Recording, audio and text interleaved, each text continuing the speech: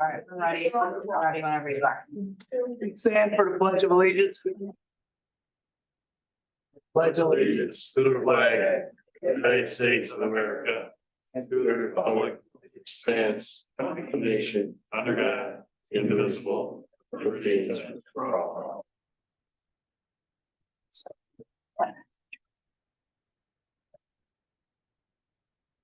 I want to apologize. I was upstairs doing some calculations and looked up and my phone said it was 5:56. I thought I had a lot more time. Wrong side. Anyways, before we get to the regular agenda, which is quite extensive this evening, I expect we'll be here quite a while. Is there anyone in today's audience that would like to address this board with an issue, a concern, or a question that is not on tonight's agenda? Yes, please state your name and Peter Svoboda, and I was here, I believe, a couple of months ago, yeah, talking about the possibility of submitting a grant proposal to Onondaga County. And the board suggested that we submit it. We submitted it to, I think, the Miller Agency or Miller Engineers. Correct. Submitted it. yeah, And I think they submitted it on time. correct. I also told the board that I would research what I could find about murals. And I did, and I would give you 3 months to do that. But it only took me 2 months to do it. So I'm back a little early. Okay, I found as much as I could. I believe this is a good summation of 5 major points that I will shed some light on what's happening. I am only reporting. okay, I've done research before for a long time. I can't say that I've missed anything, but this is pretty comprehensive. I'm not going to read through it because you're busy. Right. But I've sent and I have been keeping and sending to each board member, including the head of zoning or planning, every piece of information from early design ideas to other things. And it might have been a little voluminous. And I wanted to keep everything up front and to you. okay, So I've now distributed this hard copy. This design could be changed. But these are strong concepts. And it may not tell the entire story. But graphically, yeah, it would be wonderful to have it, especially close to the Empire Trail. all right, You'll see some, just one more thing, you'll see some notation about the difference between what is called Podungar and what is called Villar. So I can elaborate. Podungar, the differences are should have a wow factor. I cannot tell you when, but I do expect we will be back in contact with you. And we'll sit down offline and go through some of these issues. I do know that we spoke with our planning director and Miller engineers and others, and I think I can speak for the board and say we truly support public art. We wouldn't have submitted for the grant if we didn't. And one of the things that we have to do in the near future is to change our code or make our code accommodate this in a way that, as you would say, identifies real art versus, So I can give you some and again, we'll definition on that in private because it will take a longer time. understood. And I'm gonna let you go but I want to thank you. I want to thank the board for support. I've been involved in the arts and before that at Syracuse University at the business school. But I would love to see all kinds of things. And I'm proud to be a member of the town of DeWitt. I really love living in DeWitt. And I would like to see anything happen in DeWitt that adds to its value. Great. Thank you, and I'm around. Thank you. You're welcome. Have a nice dinner. Yeah, thanks. Okay, is there anyone else in the audience that would like to address an issue that is not on tonight's agenda? Thank you, Board. Yeah. Ray Grabowski, resident for 24 years in Easter, Emily Lane. It is on the agenda, item number 7, the assessments, tax assessment. Yeah, actually, we're gonna move that up too. Okay, so my question today, will there be time for us to openly discuss that? Or is it just? Absolutely, yeah, yeah. What I'm planning for the assessments is I have a presentation. I also have a letter that I'll circulate. And in fact, Ray, if you want, I'll give you the copies of the letter and you can make sure anybody that has it. Because it's my hope tonight, the board will give me authorization to send this letter to every property owner. Thank you. In the town of DeWitt. And then I'll open it to questions, comments from the audience. Okay, yes, please. Okay, I'm Mrs. Cooper. And I'm on the police commission board, and my concern, and I would like to know, is there any way we can get some information regarding our issue with our former or chief being on the administrative leave, and what's the next step, and do you have any answers to me tonight? The short answer is no. No. No, this is, again, this, Yeah, no, man, and he explained it to me, I just wanted to find out, did you have an answer for me tonight? we don't have any additional information to add to what's already in the public. Okay, all right, thanks. All right, again, is there anyone with a question, an issue or concern they'd like to raise that is not on tonight's agenda? Okay, with that, I'll ask the clerk to take the roll Supervisor Michael Lenko, here. Counselors Clea Hood. Here. Stooling, Here. Alex, Here. Chiarenza, Here. Mannion. Here. All right, and Counselor Ruckdeschelt, will be like, Yes, he's already notified us that there's a important event going on with his children that got rescheduled at the last minute, and he'll be here as soon as he can. All right, with that, I guess I will move to the assessments. How many people are here in regards to the concern over the assessments? I know there was a number coming. Angela, I'm gonna ask that I've got a presentation that I'll try to make as brief as possible. I did put together a letter as well, and I'm gonna ask the board for authorization to send that because I think it's highly informative. In the last couple of years, assessments in the town of DeWitt and in central New York in general have increased at a very substantial rate. And one of the perceptions that lies in the public realm is that assessments affect your overall tax bill. And so I'm gonna put some things up here on the board and try to explain why it's proper and fair and the right thing to do for a town to maintain 100% of its assessed valuation. And some of the pitfalls that fall into place when you do not. Okay, so yeah, can you start with my PDF? Yep. Presentation right here.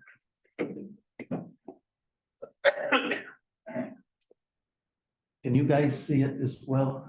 Yeah.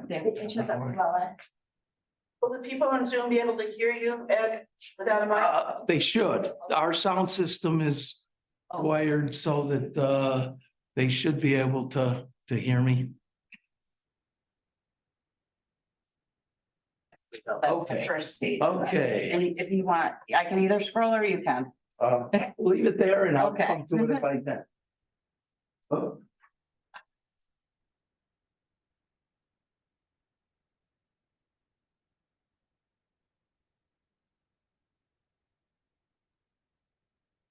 All right, anyways, I'll see if I could get started here, but the towns. Now I'm reluctant to take the mouse. Yeah, I know. No. I do not know what. Hold that till they- Okay, all right.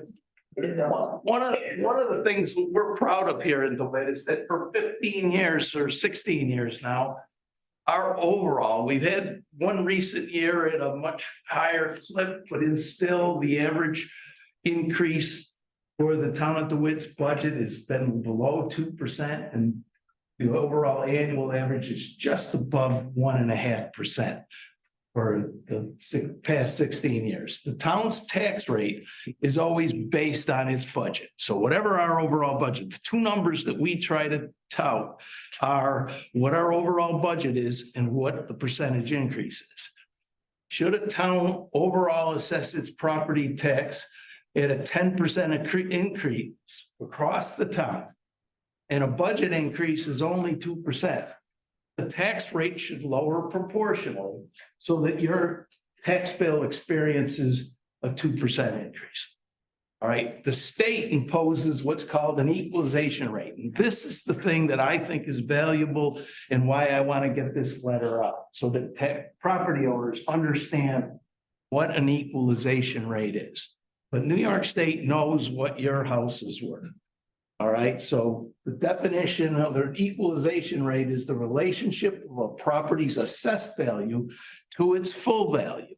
Because New York State also knows that many towns do not stay current with their assessments.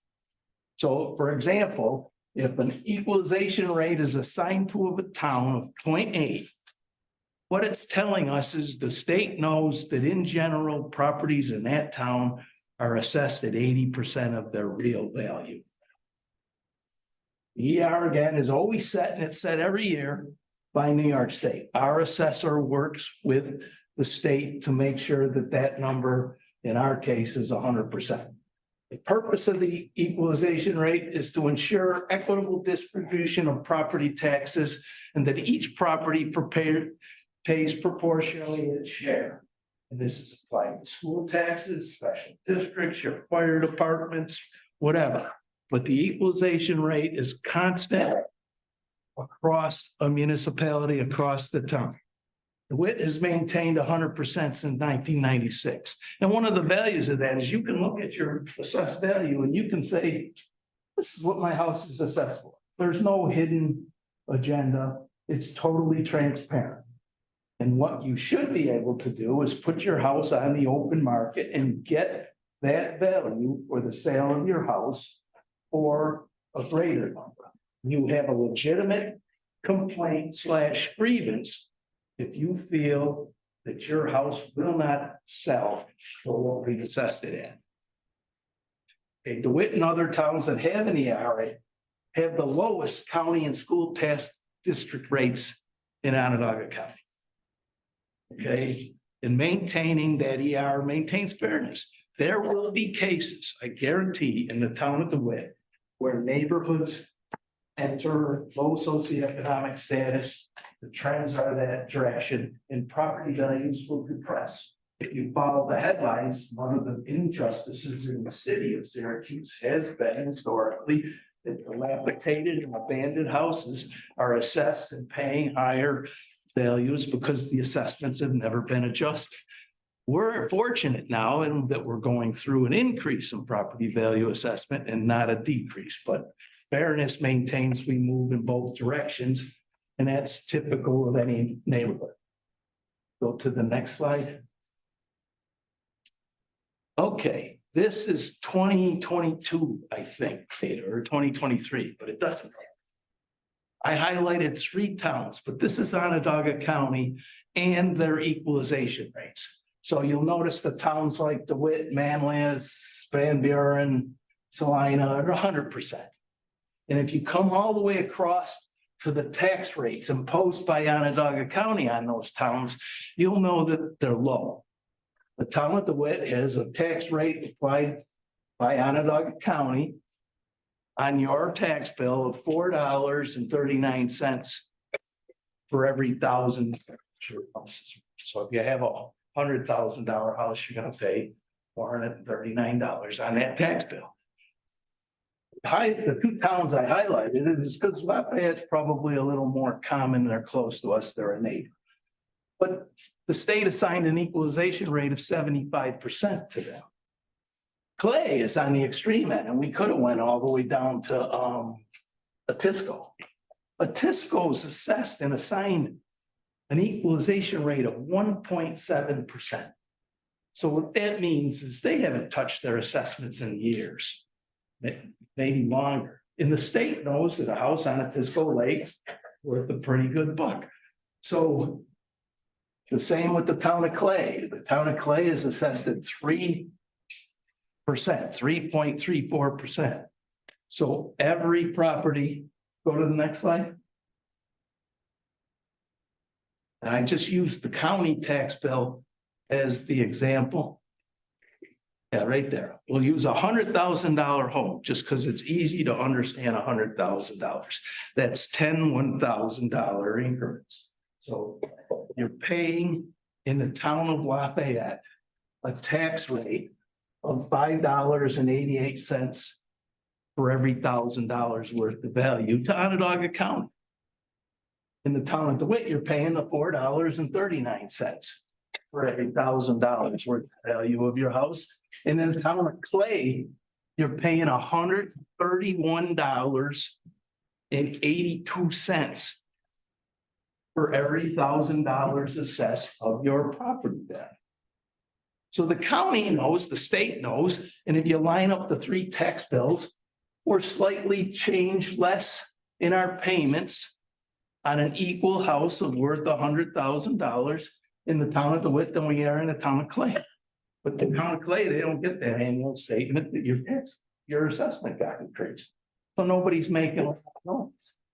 But their tax bill is going up, and the county budget is $1.6 billion, and it's increased probably 25% in the last year. In the same time that we've gone up 1.5%, county tax rates have gone up double, triple, four, many times more than us. And so again, the tax rate in Lafayette is 34% higher than the town of DeWitt. It's nearly 3,000 times higher in the town of Clay than it is in the town of DeWitt. The school districts, it's not, you guys, we got some kids from are you up from the JD school district? Yes. How many live in the town of Lafayette? How many live in the town of Pompey? Okay, and the rest of you live in the town of DeWitt, or somebody in the town of Onondaga? They might not know it. All right. And anyways, every one of you in those different townships pays a different tax rate to the JD school district. But $100,000 house or a $200,000 house, whether you live in Pompey, Onondaga, DeWitt, or Manlius, you're paying the same to the school district. Their tax rate's different. So assessments are not the prime driver of your tax bill. The driver is the total budget and what they're paying. What the different governmental entities are spending.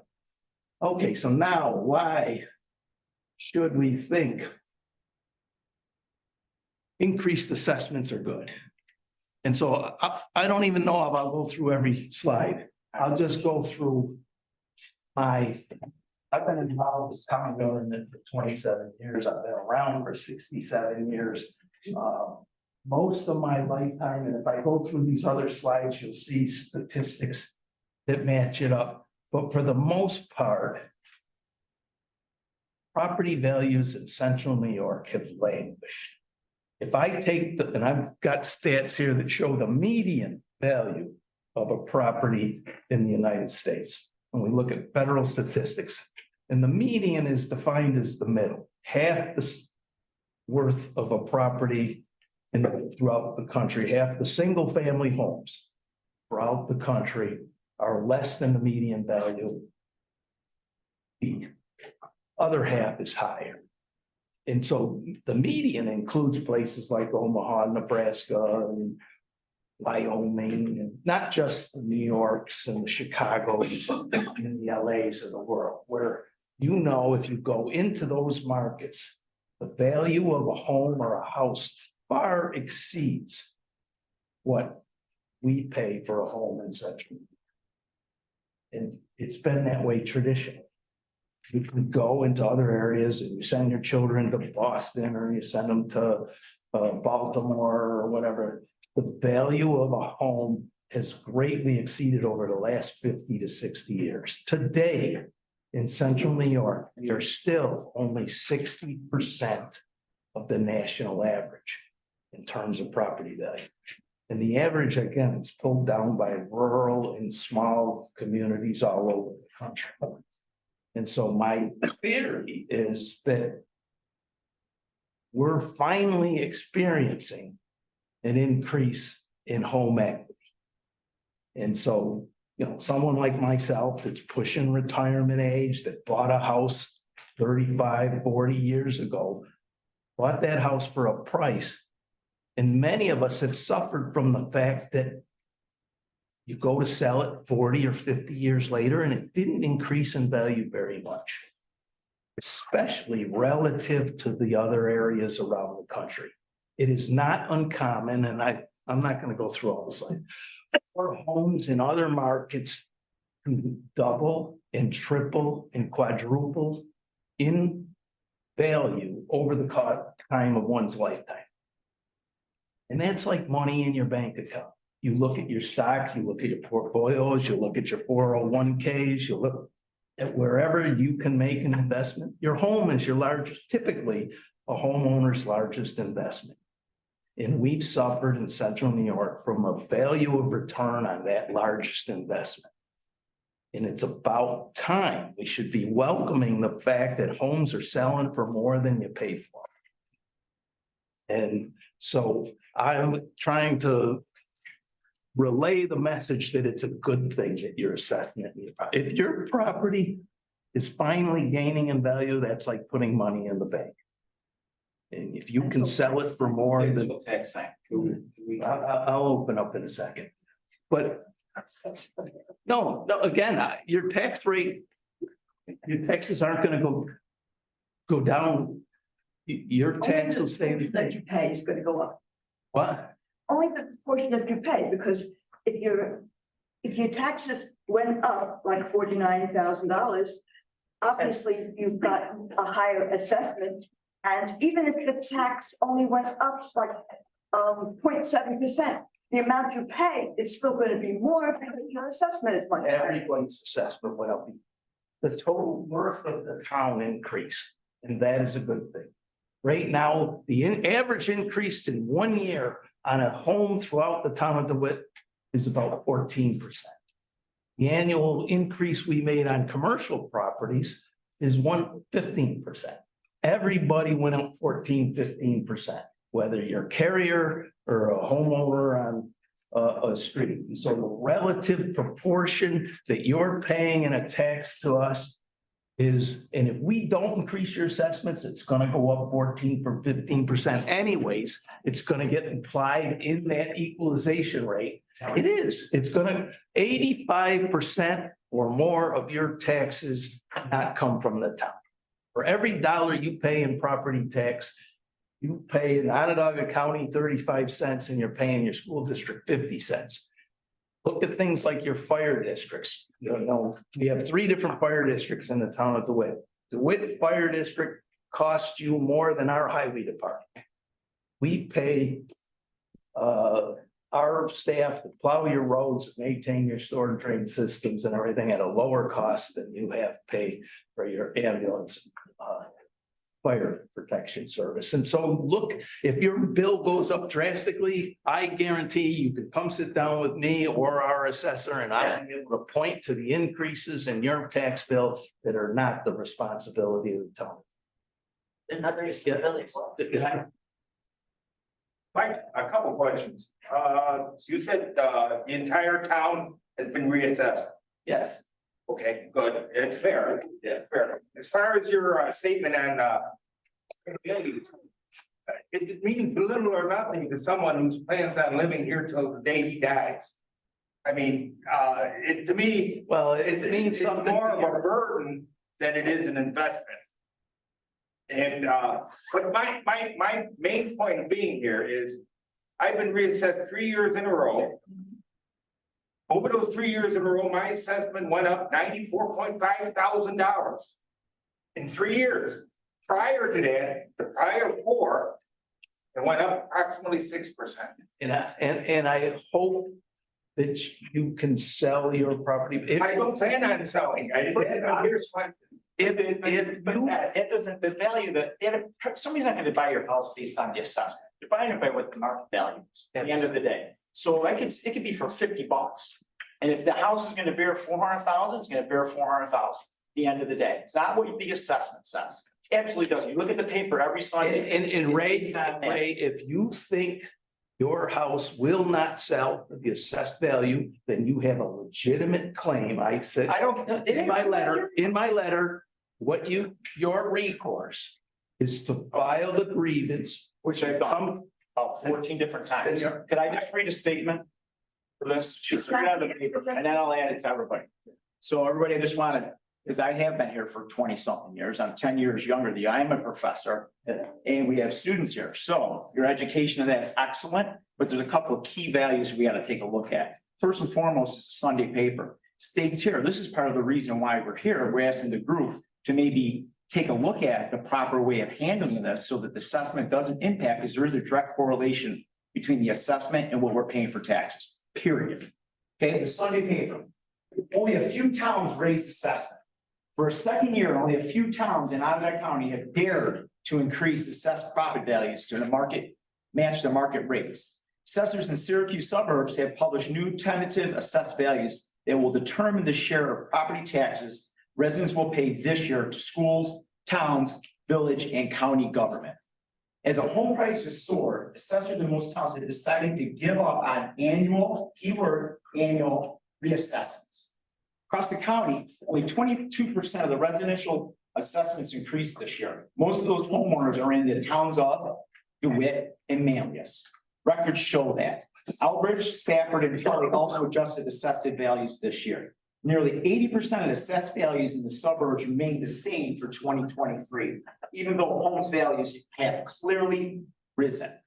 So that's right out of the paper. Correct. Okay, and here's the thing, is this, And I would. and let me just please finish. Yes. Okay, because I have grieved it, all right, and when it did, ironically, the following year that it did, and I did win through arbitration, it came back even higher to try to capture up to what it was.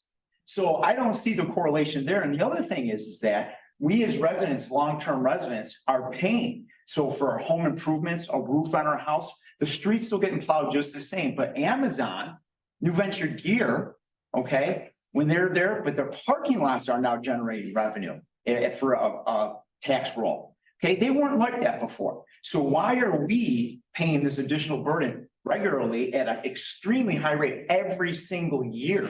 That's what it comes down to, because what we're gonna do is gonna tax us out of the neighborhood. And Ray, I would sit down with you at any point in time and go through your tax bill and look at the Dave, increases historically. I understand the tax Where they come. But When I went to arbitration, your assessor, I talked to them, you know what they told me? To come to see you right here. What he says, what he's doing is what he's doing, and he says, you need to talk to your board about your physical tax costs. And I think there's multiple people here that are willing to talk right now about it. And what your line of questioning and that read as newspaper This probably tells me is that I just spent 5 slides and 10 minutes wasting my. No, you didn't. It's not relevant to what's going on with our tax bill. I cannot, we can go to our assessor and tell them next year not to raise your assessment, your tax bill to go up 15%. Because Onondaga County will drop us to an 8.5. But then why ain't those others not On the done? thing, You're your not there. tax bill will come out with the same increase, whether or not your assessment was increased or not. And that's the point. The equalization rate determines how much you're gonna pay. So everybody's taxes went up the same, and that is what people look at, is they assess that there's a correlation, and then we say this carte blanche that it does not have. Equalization rate is a known entity. The other towns that are refusing to increase their assessments are deliberately doing so to avoid these conversations. Okay.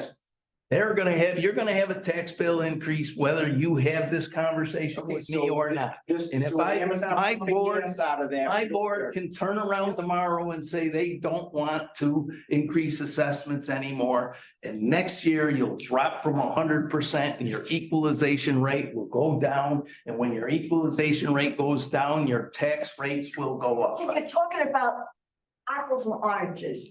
We have no argument with 100%. What we have an argument with is when our assessment goes up. Like in 2021, my house was assessed at 156,300.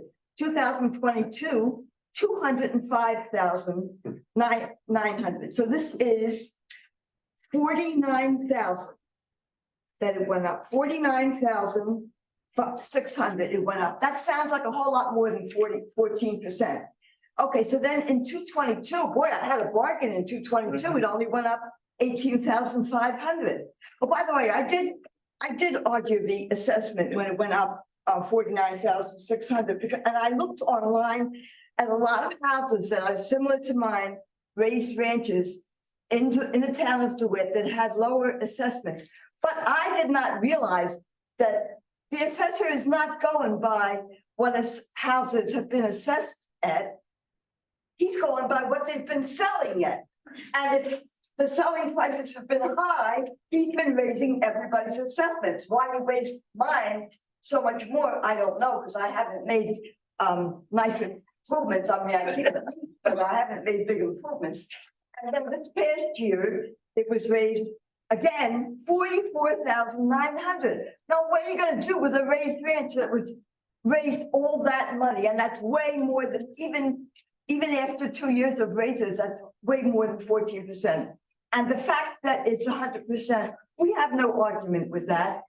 But it's 100% that's going up and up and up. If we If did, we pay a certain amount of tax per thousand, and I have over the past 3 years, over 120,000 additional assessment, I'm bound to pay more taxes. You spend a lot, you always do spend, I have a lot of respect for you, you're very intelligent. But you spend so much time on 100% assessment. I have no argument with that. I have argument with the fact that my assessment has been raised so much for a house that's nice, but not great and not worth, what are you saying it's worth you this year? 269,300. Well, I mean, a lot of houses are selling for more because they've done very pretty things to their house. And my house is nice, but I haven't done all that great stuff to it that it should be reassessed at so much. And I didn't realize I did all this work finding out assessments on equal houses, but actually the assessor was going by the selling prices. So I wasted my time and my complaint was refused. And then the other thing too is she brings up an interesting point. So I have a couple of homes, a stone's throw from my house. Stone's throw. That are the older section, so they're not related at the same rate, I've been told.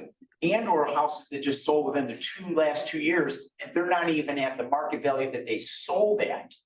So tell me how that works. And then lastly, I'm putting $70,000 worth of solar panels on my house. Wait, they're on there as of Thursday. So is my assessment gonna go up? You know, I'm saving the earth and trying to help out and put that on there. So let me tell me what's gonna happen there. Am I gonna pay more tax for that? Okay, Probably worth. why, it's not, why is it worth more? Because I put money into it? Yeah. That's wonderful, but it's worth more. But what, I'm gonna pay tax? So what does that mean to you? You're gonna take more money from me because my house is worth more? Did you plow my streets more?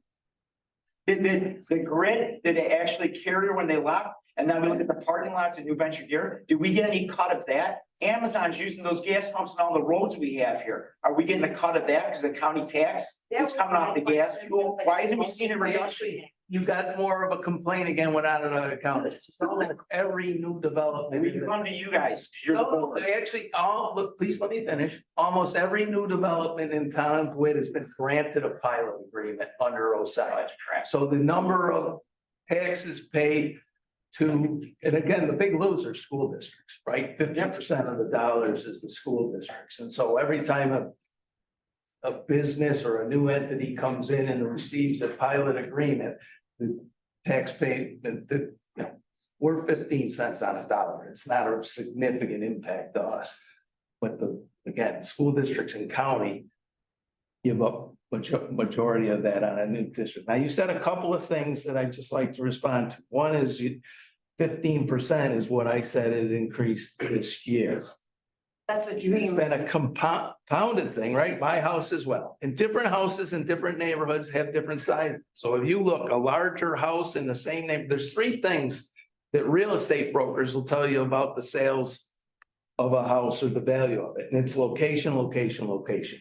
So if every house in your neighborhood, even though you don't have an intention to sell it and you're gonna hang on to it forever, your value of your house is driven by the sales around. And so we do increase our assessment and try to maintain that 100%. And that's based on sales. If we fall short of the assessments relative to the sales in an area, the state will lower our equalization rate. So sales and equalization rate go hand in glove. I will say that the assessor tries to keep those assessments at 100%, but also slightly below market value. And so anyone whose assessment has gone up and you do not believe your house will sell for that number, you have the ability to file a grievance, and the grievance are heard by the Board of Assessment Review, which is independent of our assessment. And so there are commercial real estate experts on our Board of Assessment Review, and there are residential experts. And we have residential experts who have experience in sales both in the north section of town, the south section of town, and we try to maintain that blend so we have a good understanding of the value of the individual neighborhoods. And again, if you get into your tax bills and you look at where the increases have historically occurred, I'm telling you, it's not the town of DeWitt's taxes that have greatly increased in the last 10 years.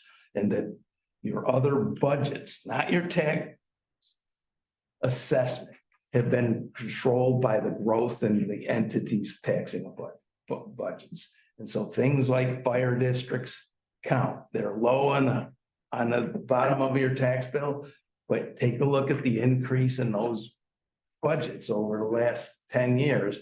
And you'll see again, I'm calling out the Fort DeWitt Fire Department's gonna be mad at me tomorrow, but you pay more for fire protection services in the town of DeWitt Fire Department than you do for the highway department in the town of DeWitt. Throw in the police too.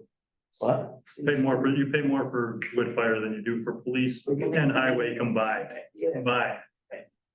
And more, yeah. Here's why we're here though. That's the reason we're here, right? That's what you guys are oversee and talk about. I have no control over the other Public taxing is entity. nothing for, how we handle that. We have no, you don't want an assessor that's beholden to a elected body. The power of appointment is all that this board controls over the assessor. And then we also tell the assessor, we want him or her to maintain 100%. And that's the extent of the involvement between us. You don't want the cronyism and the favoritism that would come between an elected body and an assessor. The state has put a system in place where the assessor can be overridden by a volunteer board of the assessment review. And that is your recourse to lowering your tax bill. The only pressure you're putting on this body tonight is to keep its budget in check. And we believe historically we've done that 1.5% for 16 years.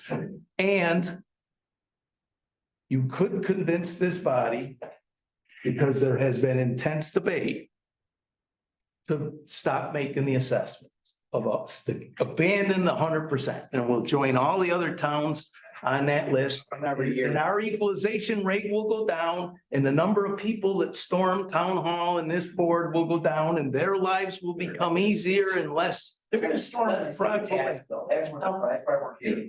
because the town will mask a decreased equalization rate behind lower assessments. I just Yeah, like, Mary. I'd like to say that, first of all, our tax went up, it should have been 14% was 25,000, ours went up on 30.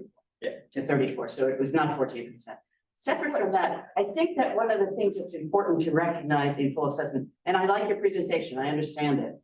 But the perception out there about DeWitt is going to be that we are taxed to the hilt, because nobody knows your little, the things there, which are very good. However, we're a democratic community. Republicans are gonna come in here and say, look at your tax bills, look at this, and look at your assessments. We're gonna bring that down. And it's not gonna be true, but that's the general thing. And I hope a lot of people will read this, a lot of people won't.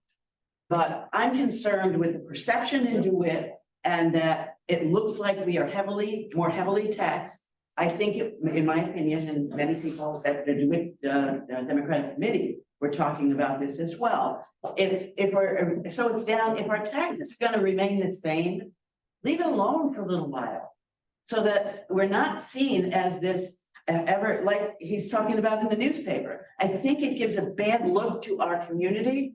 And I think it's dangerous in terms of our politics. And see, this is where Thank you. I think as a good Democrat, my pushback to the committee and you is we are trying to be fully transparent. Right? If we're gonna go the route of abandoning the 100% assessment, that's what the other towns are doing. That hides the issue. Right now, the issue is the increase in taxing entities' budgets. And that's what the fact that Everything with the 100% assessment, maybe it isn't exactly accurate for the assessor to go by the sale prices that are coming around for the past year to raise everybody's assessment, because maybe every house isn't worth the same as the houses that sold for those high prices. So to raise everybody's assessment because the sale prices went up, I don't think that's equitable. And for my assessment to have gone up almost 50,000 one year and over 44,000 another year, I don't think that's right. each neighborhood has spreadsheet associated with it, where the style of the house, the square footage of the house. I have a very small house. If you go look in the tax records, you'll see my increase since it's been is high or greater than most of the residents. And I pay on a per square foot basis, one of the largest tax rates in the town of DeWitt. Because I have a small house and my house has a kitchen, it has bathrooms, it has bedrooms, just like some of those homes are bigger. And in general, the money or the value of the house is in the plumbing and the electrical and all those things. So even though my home is smaller, I'm paying a higher tax rate, knowing and understanding that the bigger the house gets, not necessarily does every square foot equal the same amount of value. And so there are much larger homes that pay a much lower rate, but the sale price of the neighborhood is what drives the value. And that's, This really sounds equitable to you. yes. Even a big one, mine's just a raised bed, but even a big one, the assessment should go up 49,500 in 1 year. Does that really sound equitable? Can you go down to one of the last slides? It's one of the last. Let's see. I didn't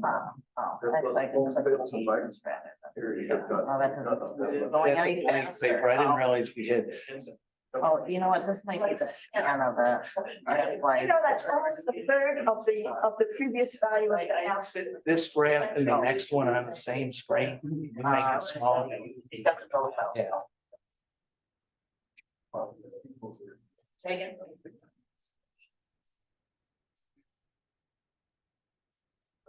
You're right, well, he's over there. I want to comment on the article that I think Liz Doran wrote it. No, Michelle. Greenbach. Okay, Breedenbach wrote it. It is irresponsible for her to say that we're the only towns that increased. No, it's two. Oh, okay, but I think it's fact. I can. that is true, but the problem is the state mandates the equalization rate. Yeah, but then how did the other 20 get away? So who cares? Because their assessment is 12,000 divided by the equalization rate. So they're, if you go look at the tax records on every property in the county, everybody has a fair market value. If you go look on gov.net at your neighborhood. Understood. And if you go to Clay, if you go to Cicero, And can we fit the? everybody has a fair market value, regardless of what You you're. know what? Not, But is it really fair that somebody pays $80,000 over asking price? And then the rest of us get penalized because now you're saying we can get 80,000 more over what our houses cost. I mean, some of these people are paying absolutely ridiculous amounts of money for home and we're being penalized for that. Yeah, we had a tax rate last year, of what was it, 460? Our tax rate will go down probably 12% this. So here's my question. How do we keep our taxes? And everybody in this house, our property, how do we as homeowners keep our property taxes down? By us maintaining a 19 down budget, Every year it keeps going up. goes up a couple percent. I mean, Your house price goes up on your tax bill every single year. And it doesn't matter, you're saying we only raise it 2%, county raises it 4%, state raises it. How do we as homeowners, who've been living in the town for 30, 40 years, how do we get our tax bill on our home down? Or even level, Eddie? I mean, my tax bill went up 10% last year, 12% this year, 8% the year before. We're senior citizens, a lot of us now, just like you said. I've been around 68 years. The STAR program hopefully is the state's answer to that option. But as far as if it's going up 10%, I'm pointing fingers at other taxing entities, but let me put a couple of graphs up. This is Central New York, Syracuse is New York, increase in property values from 1980, and I have numbers from 1960 to 2020. So what's changed in the last 10 years? Great, the property value's gone. So the value of what we're paying for is the same though. I mean, 2020, property values started to skyrocket. There's not a realtor out there that will tell you post-COVID and into just recently that they sold a house for the asking price. Almost every property went for more than the asking price. Right. And people got into bidding wars over those properties. But again, that is the indicator of the value of the homes. and if you're gonna stay there till you die. So, okay, here's my next question then. What if you don't do anything to your property and it looks like the city done? Yep. But you raise their property 12% also.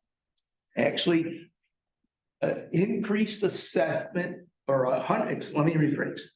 100% valuation is exactly what you want, because if you let your house decay, it becomes worth less. You'll be able to take that in and show there are neighborhoods in Syracuse that no one is reinvesting in, and the valuation is much more than the properties are worth. I got it.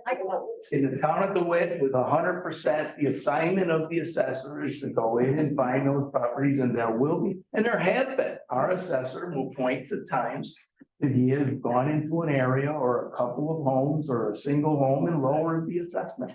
And then, and from our informal grievance process, if you can demonstrate to him. And we did, I did it 3 years in a row and never changed the people that complained and had the issues with it. And then I went to the arbitrator that I won 4 years ago, and what happened in the last 3 years? They chased the number to get it back.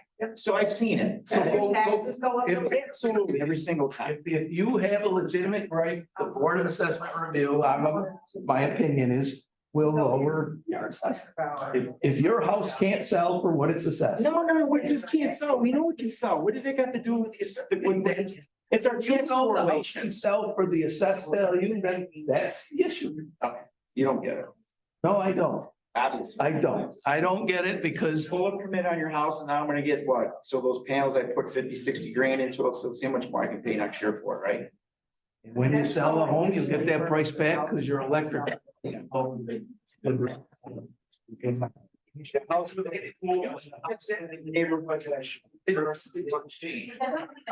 all, I doubt you put $70,000 in the solar panels. You're more likely had an ASERTA grant to pay for a share of.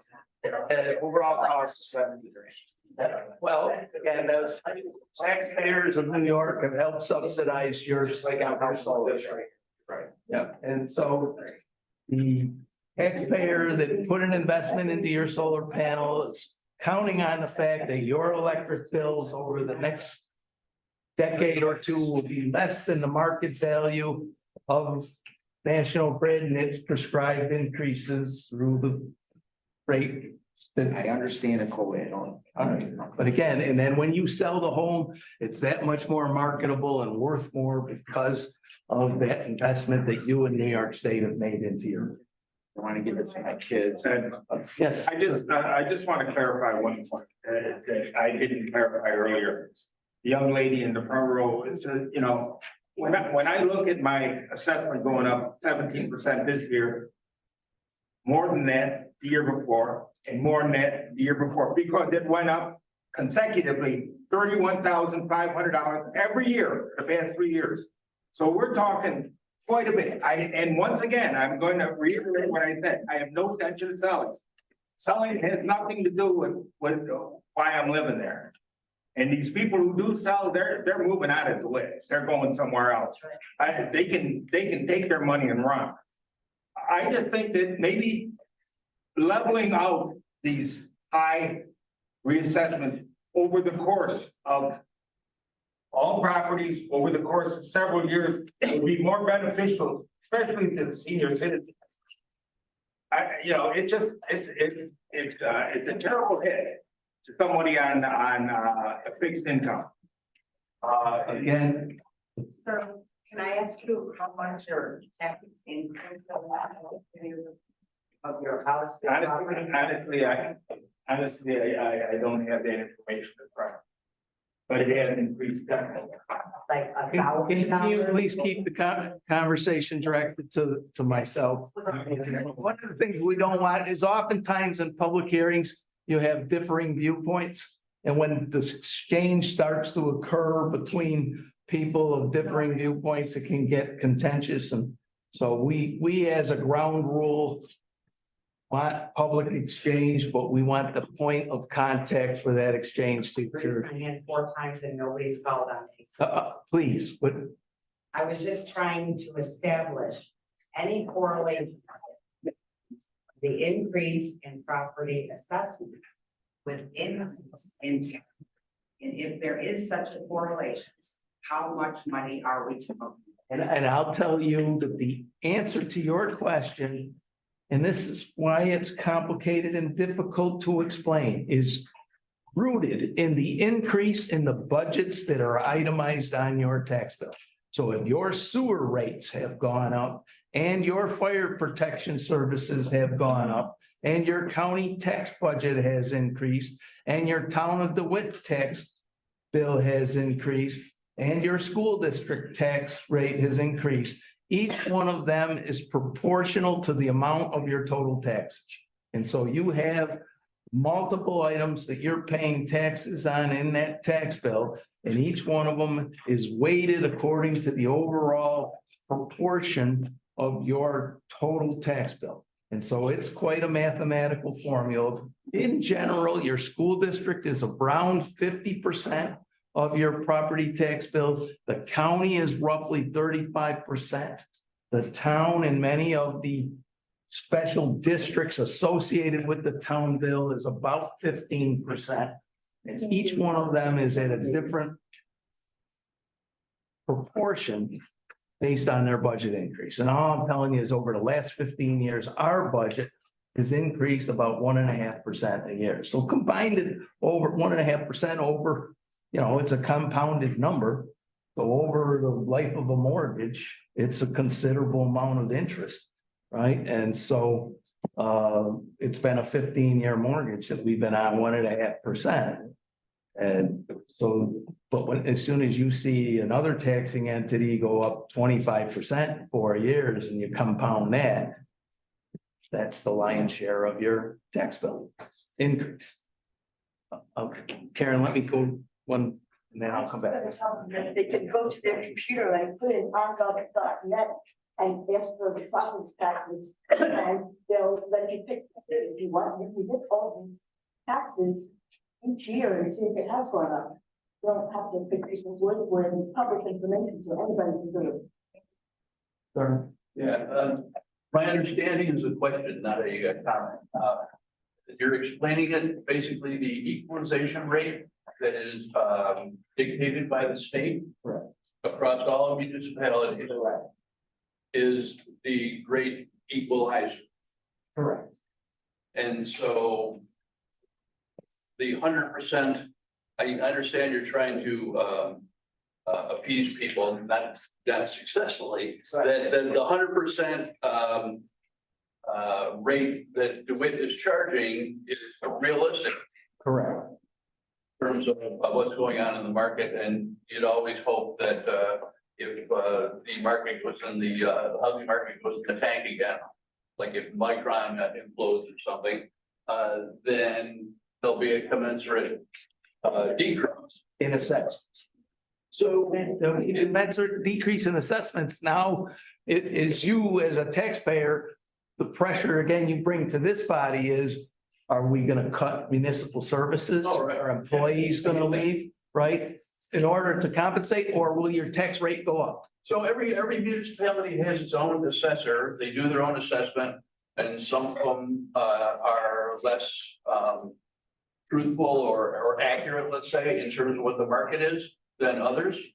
And that is all kind of evened out by the equalization rate, is that correct? That is So the state operates with the same information that the local assessor does correct. and comes up with that equalization rate. So we've got duplicative services here, right? They have all the reported sales. Yeah, so these are duplicative services. If basically the state is determining, then why does anybody bother with a local assessor to do the kind of things that you can go to Zillow and find out, if you will?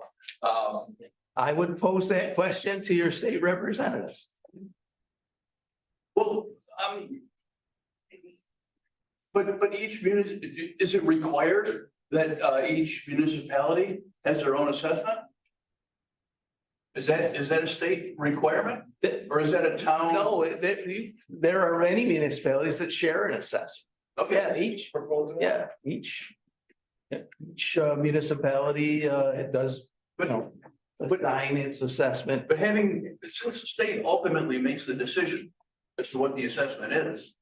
They make the decision as to what the values are, and they do it based on sales. I get it. So they're looking at Zillow just like you, but those numbers most of the numbers are done through what's called the Federal Reserve, who's looking at those.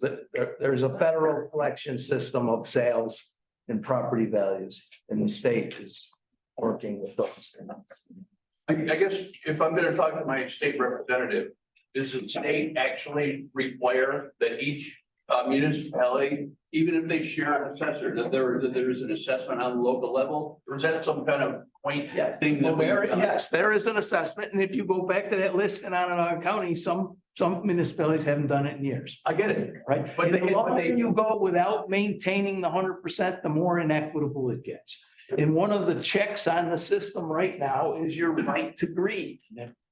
Don't want to grieve, then you're giving up your right to be heard and to make those local adjustments. Our assessor has a process, and I know if you make a rational argument and bring in the comparables on other homes, he will listen. If he's not convinced by your argument, you have a second recourse, and that is to go to the Board of Assessment Review, and they can override it.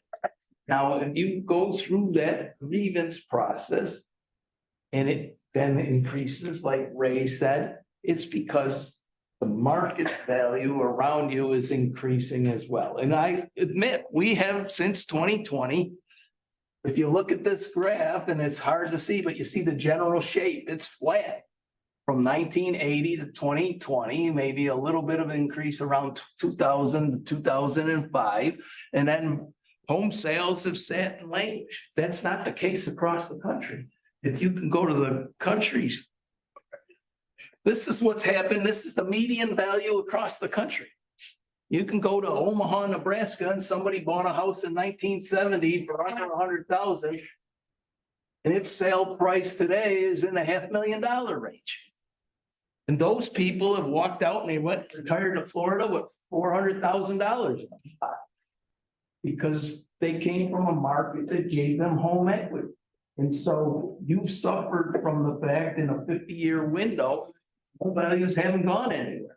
And you're arguing, keep my home value. You don't want your home value to stay stagnant. You want your governments to spend less and increase at a lower pace so that your overall tax bill is minimized, and we get that. We understand it. If we didn't understand it, we'd be growing by more than 1.5% a year. But we're growing and staying within the tax cap, and it is work to do that. And everyone else has to do it too for your property values, or excuse me, for your tax bills to stay under that 2% tax cap. But the bottom line is, when you go elsewhere and you talk to somebody from Maryland, or you talk to somebody from Illinois or Michigan, and they've sold their home and they've retired south and went to the Carolinas, they did it with a fistful of money that they got out of their home. And that's the. I don't know. I'm not hearing exactly what you're saying. If the home values never increased in the last 10 years, the quality of my life remained the same, I'd be happy as hell. It wouldn't bother me. I don't plan on selling. I don't want to go to Florida. I want to live here and I like the town of DeWitt. And I just don't see it. And again, if your assessments, if everyone's assessment froze in time right now, we didn't increase an assessment from now for the next 50 years, your tax bills will increase at the same pace they have in the past. So that's. Because of I have no problem with that. because of the equalization rate. Well, no, you're here telling me you want to pay less taxes. If your assessment stays at whatever value it is today, and we didn't touch it for 50 years, I guarantee your school taxes, your town taxes, your county taxes are going to increase by whatever rate or percentage those budgets have increased. Right? You can't expect 1,000 employees that work for Onondaga County are going to get paid less next year than they did this year. When those individuals get their 2-3% pay raises, your tax bill inside the county is going to go up. We've been fortunate enough to give 2 to 3.5% employee raises over the last 15 years and keep our budget under 2%. So I'm patting this town board on the back for the great job that they do through the budget committees in maintaining that. But most governments don't. And I don't know how long we can, right? Your police department's not gonna go settle for a 2% increase next year, guarantee it. And they're the biggest piece of our budget. We have a $19 million budget and $7.5 to $8.5 million of it is police. You're gonna pay more for it if you wanna keep it. It's that simple. All Been a right, great presentation. I think perception is really important, and I think that's where I'm dealing with. please read the letter. And I have an email, I have an email supervisor at thetownofdewitt.com. Please send me an email if you have concerns or other issues that you want, but you don't have a lot of time now. One of the things I close with in that letter is the Board of Assessment Review. If you're adamant that you want to be heard, the only recourse you have, this board can't help you in lowering your assessment. Thank you. Thank you. Thank you.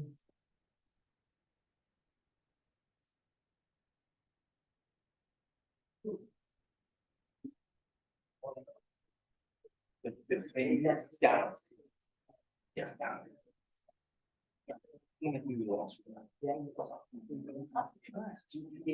State could change.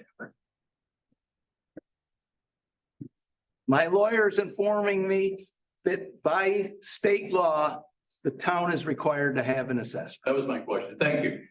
Yeah. I didn't, Section 10 of the town law.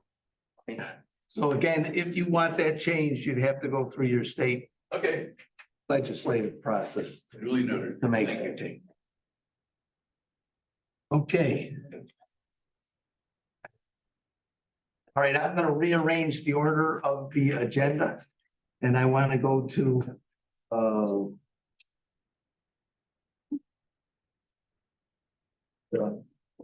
let's see, I'll do Alana first, because she's sitting here, and it will be less than 2-3 minutes. Alana, you want to come up with your, request, and I'll pass these out.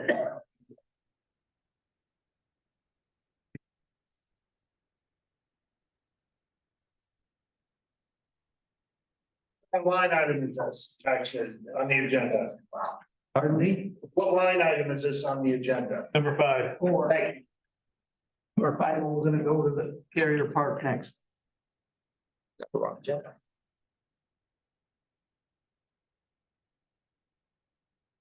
Hey, Alana, you want to go ahead with the number is 5 on the agenda, authorization to create, post and canvas for an administrative assistant in the planning and zoning department.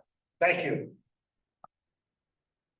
So we're hoping to get a plan, administrative assistant in the office. We'd like to move toward having more full-time staff rather than part-time administrative staff in the office. We'd like someone who can handle the financials. Right now, that's being handled solely by a part-timer in our office. We'd also like to take some of the duties that have been falling on me. Also, some of our filing issues we'd like to look at. We want to get a scanner, scan some of our old files, and there's been a lot of filing issues that we would like someone to be in charge of.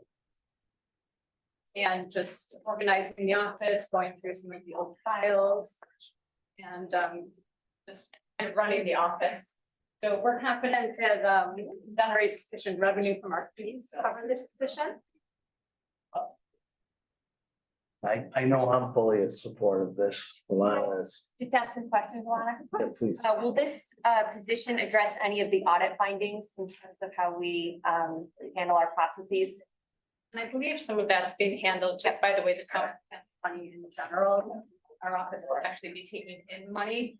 But yes, I mean, right now, everything is being done by one part-time staff who's not there all the time. So it'd be nice to have someone full-time there who can be in charge of all that. My next question is, do we anticipate decreasing any of the part-time staff if we get a full-time? I think we would have to look at the hours and try to, have coverage, but at the same time, I don't think they both need to be there at the same time if we have 2 full-time clerks. Thank you, that's all. Any other questions? All right, I'll entertain a motion to authorize from Joe, second from Bernard. Any further conversation? I'll call for the vote. All in favor? Aye. Opposed? Abstain? Motion's carried. Okay, and then fireworks permit. So this is an annual event at Lemoyne. It's impossible to hear anything that here. Oh, Do you have a mic? Go ahead. there's no mic. Oh, it doesn't work. I'll explain what she's. Never mind. That's okay. I'll talk Go right about it.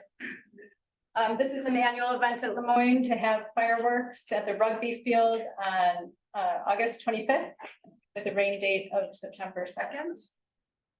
So some operating permit from our office.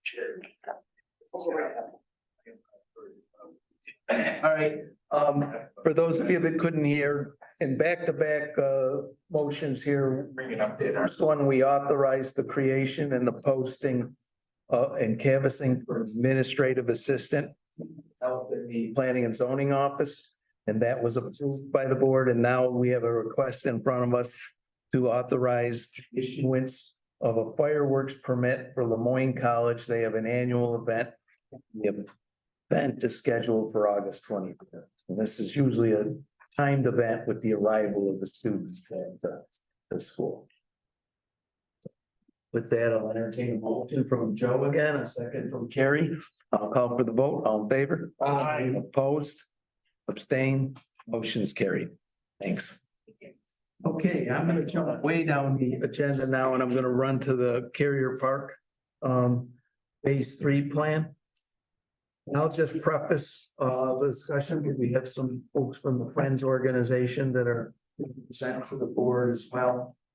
But we did circulate as part of the board package, a outline of the costs associated with the, completion of the Superfund complex on the Carrier Park project, and that number in total cost is $7.5 million.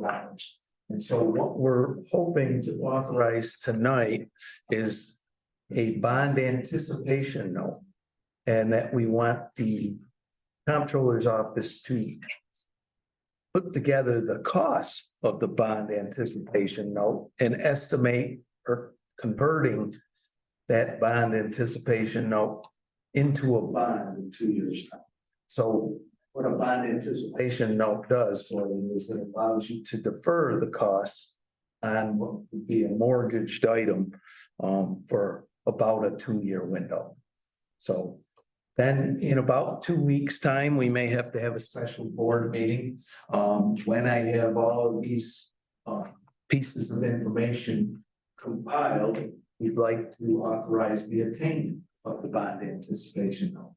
And that decision will be based on an outline of the costs of the financials that have gone into the park to date, an outline of the projected revenues from JDL Sports that operate as our management team for the park, outline the commitments / fundraising potential of the Friends organization, and then projected future hotel revenues. Shortly after attainment or authorization of the ban, we're looking to authorize phase 3 construction.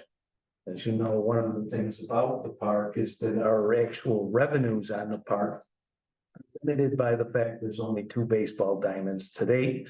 And then the Challenger Group has only those 2 diamonds to conduct their activities. And so phase 3 construction allows the build out of the completion of the park.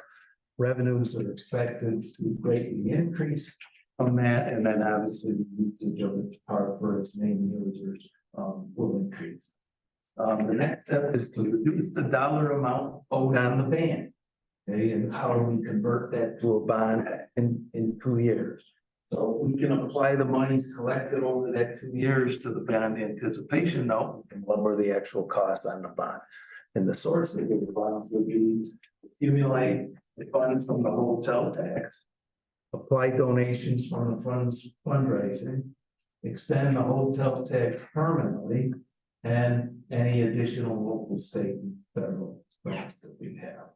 And then the next final step would be to bond for the balance owed at the end of that process, or 2 years from now. So there, it lays out a 2-year plan to bring to fruition over a decade's worth of work in terms of the completion of the Carrier Park project. So with that, I'm going to turn it over to the Friends organization. And in order, we're going to have Jennifer Sevestino, temporary, Dennis Cleary speak, and then Sean O'Brien will come to the floor. And at that point, I'll open it to the board and the audience for any questions or comments that you may have. Thanks, Jen. It's good to see you. Thank you. Good evening. Some of you know me, some of you don't. My name is Jennifer Savastino. I'm on the executive board for Syracuse County Baseball. I'm also on the Friends of County DeWitt Parks and Rec Board. I have been for 13 years now. Is that how long we've been saying this? You've been talking about this project? And I want to speak specifically to applying donations from Friends fundraising to the book, to the bond, or to the holder. The one thing, since the day we started talking about this project many years ago, the commitment was always to not add a tax line for the town of DeWitt residents. So the Friends Up was tasked with fundraising. And we did a lot of fundraising. You think everybody got the document that I sent out with the links, it was emailed today. We did a lot of fundraising, we did a lot of grassroots stuff, family fun days, baseball bashes, and it was all very grassroots, volunteer based. We did a pretty good job. What we did know is we needed to kind of tip that to those higher level donors. Like, how do we reach them? And we tried every way we could. Well, in 2023, we met Vinny Lobdell and his family foundation. And he started introducing, he fell in love with Sarah Jones baseball. If any of you have ever been to a game, you fully understand why. And he wanted to see this park get built. That's not it. So he brought some of his friends. He also brought his PR team. And they started working with us. And we saw the level of donors that Hudson West, the public relations team, bring to us. So as a board, we decided to retain them, and we have been utilizing them for the last year. And now we're seeing those larger level donors. As you saw in the attachments in the document I sent, there is a donation, a sponsorship booklet, which has sponsorship levels of $5 million right down to $1,000. I have a donor who heard about us through the local media. And he called, he doesn't live in town. And when the town decides to authorize the phase 3 construction, he is in. Sorry about that.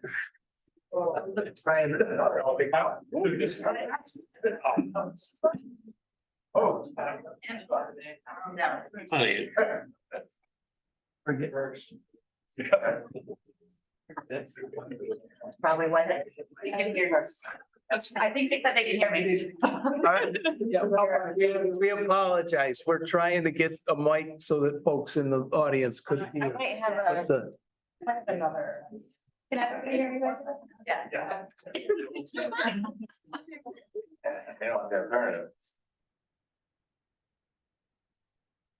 Be able to, if you want to come up over here. Stretch. Sure. Why the day is over. Right. That's okay. There we go. There we go.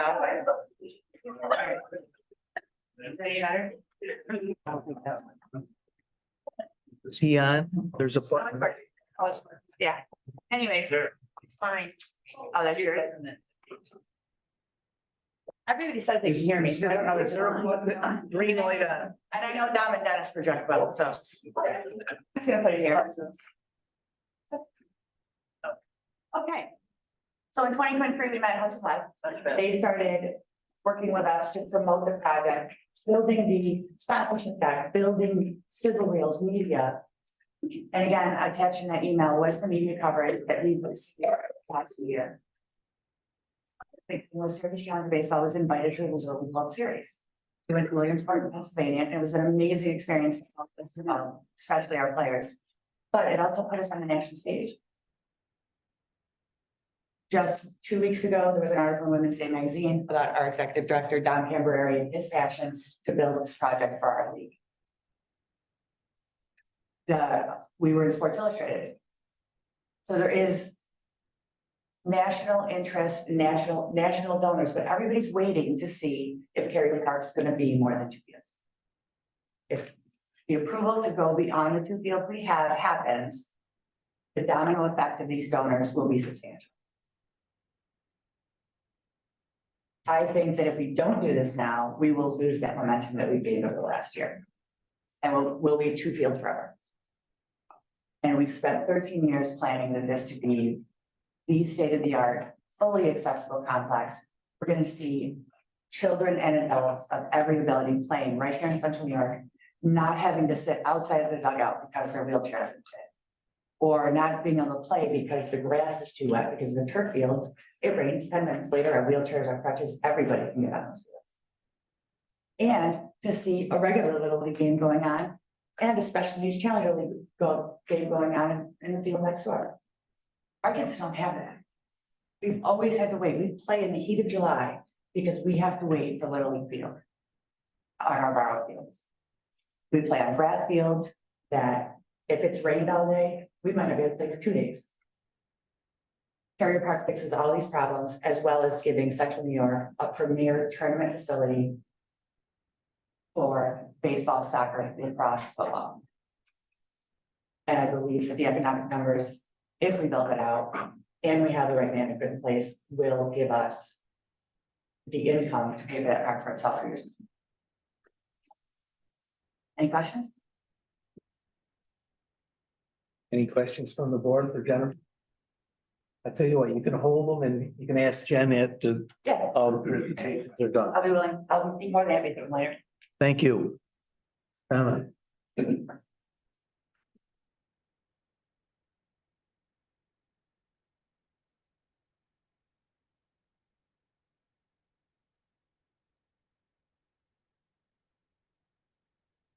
Supervisor Mikolenko, honorable members of the DeWitt Health Board.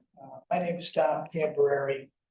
I am the 22-year volunteer executive director of Syracuse Challenger Baseball, which, as we're sitting here today, is the largest and oldest special needs Little League Challenger division out of over 1,000 divisions in the country. And we're right here in Syracuse. I'm also a member of the Friends of DeWitt Parks and Recreation Board with my colleagues Jennifer Savastino and Dennis Cleary, who are here with me. And I echo Jennifer's sentiments that we have been working tirelessly since 2012 to raise money and awareness to support the Carrier Park Field of Dreams. I would like to supplement my colleague Jennifer's comments and focus on what we perceive to be a glorious opportunity for the town of DeWitt to secure the future of Syracuse Challenger baseball and the future of generations of children and adults with all differing abilities and special needs to be able to play in a variety of inclusive, unified, and adaptive sports at Carrier Park. When you deliberate on your bonding initiative, I'd like to ask you to consider a couple of things. First of all, just a quick point on the economic side. Wintergreen Research is a global company that does tons of marketing research in a number of different areas, including the sports industry. In 2019, they wrote a comprehensive article about the youth sports industry and youth travel ball. And they said at that time, the youth sports industry was valued at $19.2 billion in economic impact. At the same time, the National Football League's impact was $15 billion. Wintergreen followed up with a new article in 2023. And now they have said that the youth sports industry is now valued at $39 billion and have projected that that number will go to $72 billion by 2029. The Carrier Park complex, with its all accessibility and its multi-use in terms of the number of different types of sports that will be able to accommodate the super field, will be able to accommodate a great deal number of travel sports, in addition to all the adaptive and inclusive sports that will include our very special kids. Jennifer mentioned that Syracuse Challenger baseball always encountered issues in terms of our children being able to play at fully accessible fields and fields that would accommodate any type of intellectual, physical, or developmental disability. In 2006, when we played, we had no baseball fields of our own. And host field sites were often not available. They were difficult for us to access. The terms adaptive sports, unified sports, inclusive sports, they didn't exist. And yet, despite all of that, and despite the fact that we didn't have access to really truly accessible fields, our Challenger division grew from 2006 to 2016 to 250 players in 3 divisions on 16 teams. 2012, we partnered with this board. And what do? We brought to the community an amazing plan for a novel, first of its kind, all-inclusive sports and recreation athletic complex, Carrier Park Field of Dreams. For those who were present that night, there was a pretty memorable quote. And the quote is this: "For Syracuse Challenger baseball not to have accessible fields in which to play is not only unacceptable, but it's un-American." This board accepted that. We as a group accepted that. And we pushed this community to really truly consider that all children and all adults, irrespective of their abilities, have the right to be able to play and recreate side by side with their peers and with their families. We didn't have a nickel at that time. Remember that, Ed? Yeah, we didn't have any money. Okay, and yet by 2016, we were able to convince both the public and private sector to invest into this all-accessible field. And we opened an amazing state-of-the-art facility. 2020, we again, through the initiative of the town of DeWitt in support with Syracuse Challenger baseball, we added state-of-the-art special needs playground and 3 all-accessible basketball courts. How does that happen? It happens because Carrier Park does, and will continue to serve as a model for all communities in America. To embrace a message that inclusive, unified, adaptive, and competitive sports do matter to communities. It makes sense because in those communities are people from all walks of life, children from all backgrounds, all abilities. They all deserve the right to play side by side. Carrier Park, in my view, has really been an instrument of force for diversity and inclusion. And let me just tell you a couple of examples.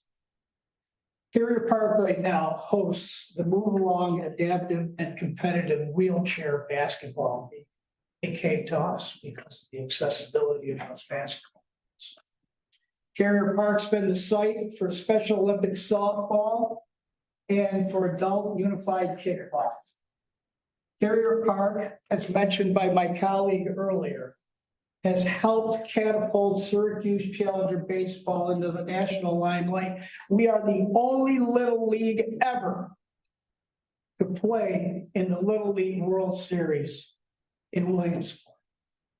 That happened in 2023. Why? Because of the amazing people that are associated with Challenger baseball, and because this board chose to share our dream. As a result, now, Little League officials have contacted us. They plan on visiting Carrier Park on June 4th, our opening day.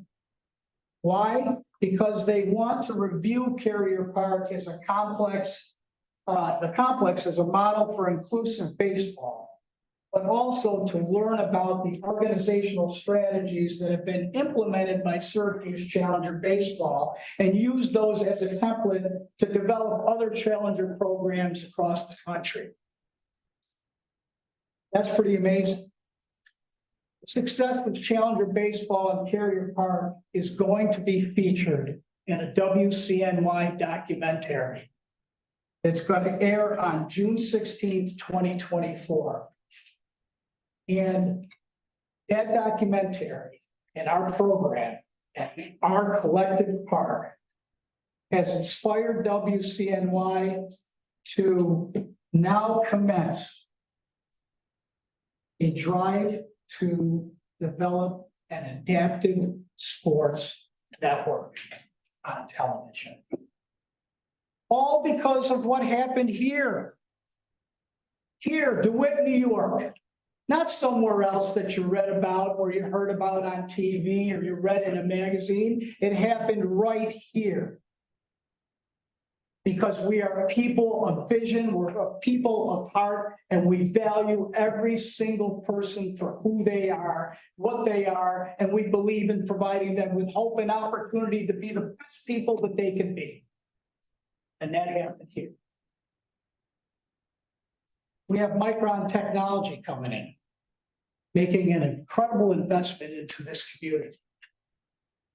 We are told by Center State CEO and others that on full build out, we're gonna see the influx of 40 to 60,000 new families into the central New York region. Not only to work for Micron, but for all the goods and supports and services that they're gonna need to take care of those people, right? Okay. Let's think about that number for a minute, 40 to 60,000 families. The CDC tells us that 1 in every 9 children are diagnosed with a developmental disability. 1 in every 9. 1 in every 4 adults existing has a disability. The CDC also tells us that 1 in every 36 children born will be diagnosed with autism spectrum disorder, like my son. It doesn't take a genius to do the numbers. Going to have to put in additional structures, supports, and services to meet the needs of thousands of children and adults so they can lead healthy, active lifestyles. We need facilities to do that.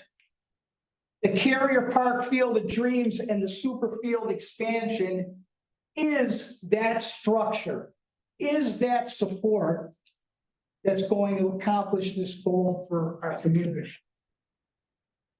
We believe collectively that your support of the bonding initiative for the Super Field is going to catapult the town of DeWitt into the forefront as a national community leader that effectuates diversity and real change for inclusion and create opportunity for these children, these families to become the best version of themselves. I'll say one final thing as I conclude. In the legendary book and musical, Les Miserables, one of my favorite musicals, plays of all time. Author Victor Hugo, he writes, and one of the characters sings in the musical, there is nothing like a dream to create a future. There is nothing like a dream to create a future.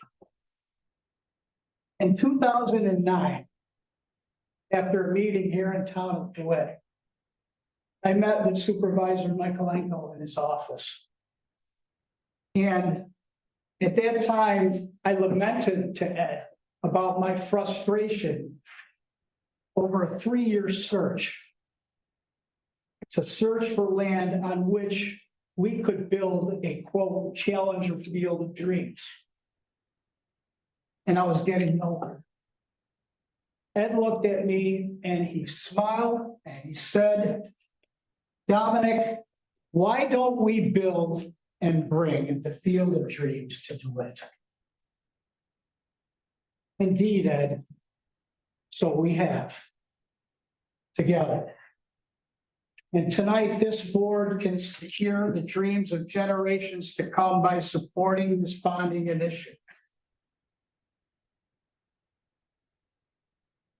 My guiding phrase of the last 18 years in doing this, last 22 years in working with the kids and with colleagues like Jennifer and Dennis, it's been this.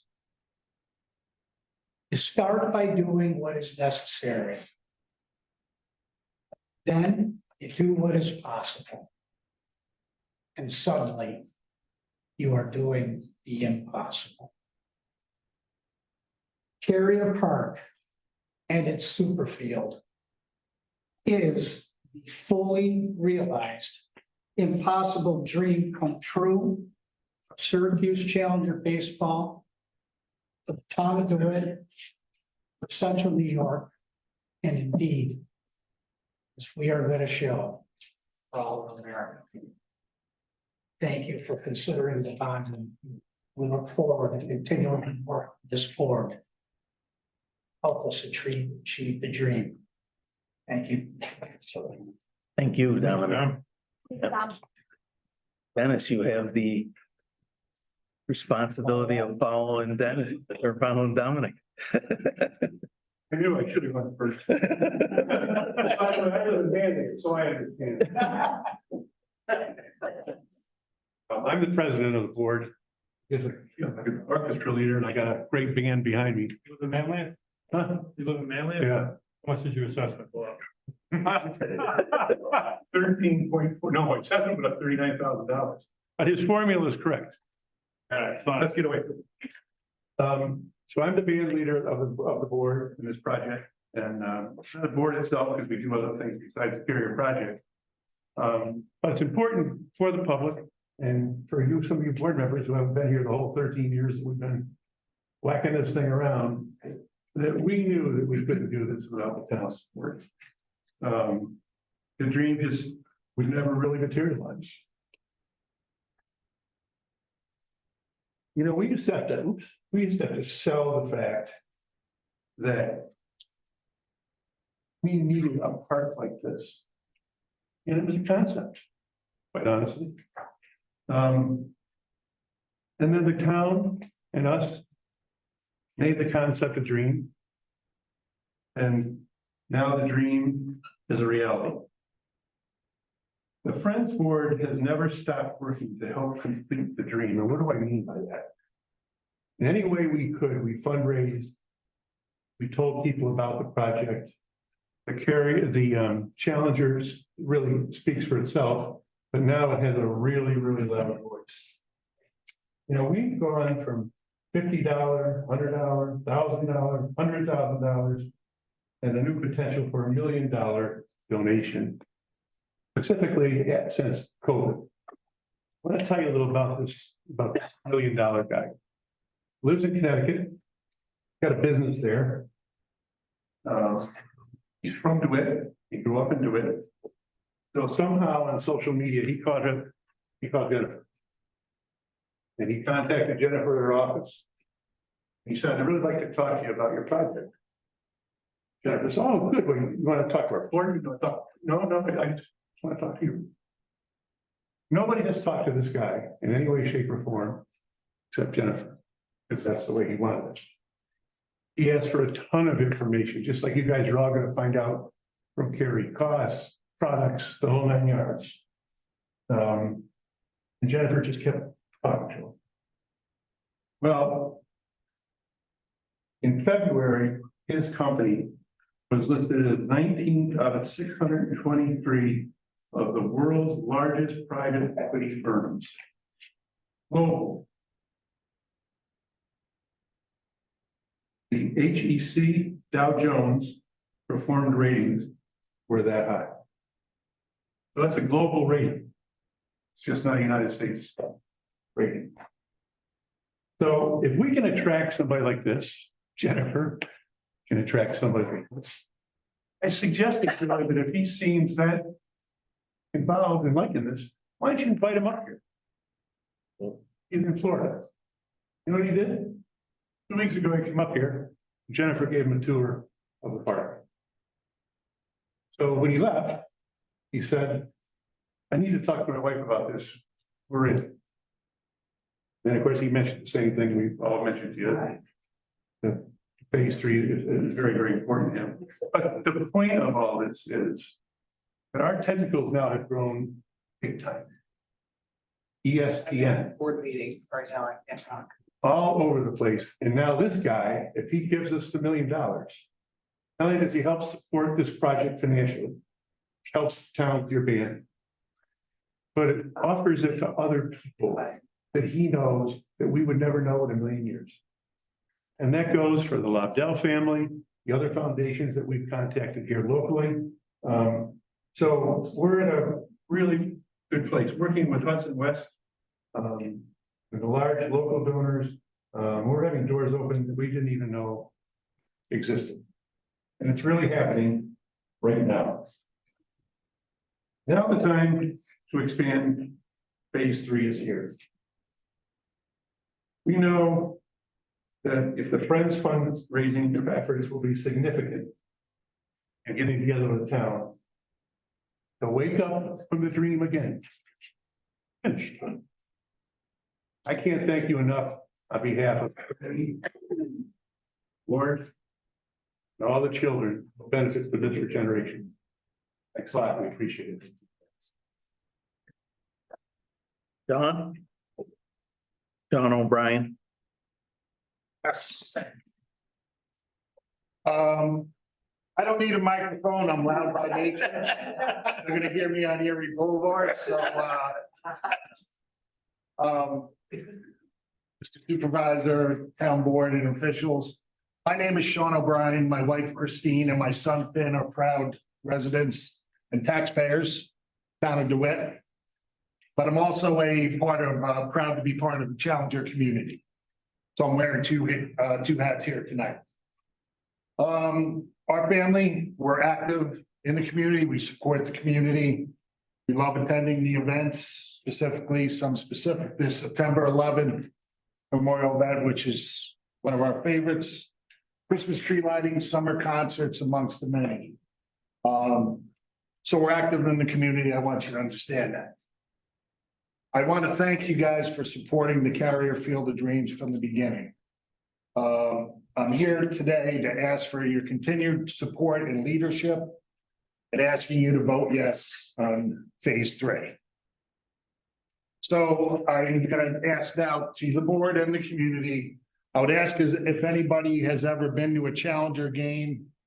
And if not, I would encourage you to do so. Because if you go to one of these games, the decision on this is very, very easy. It's good for the community. It's good for the hotels, the local businesses, and our local merchants that, as members of the community, we support the local merchants. Again, I'm going to dial things down because a lot of it's been covered by our esteemed colleagues.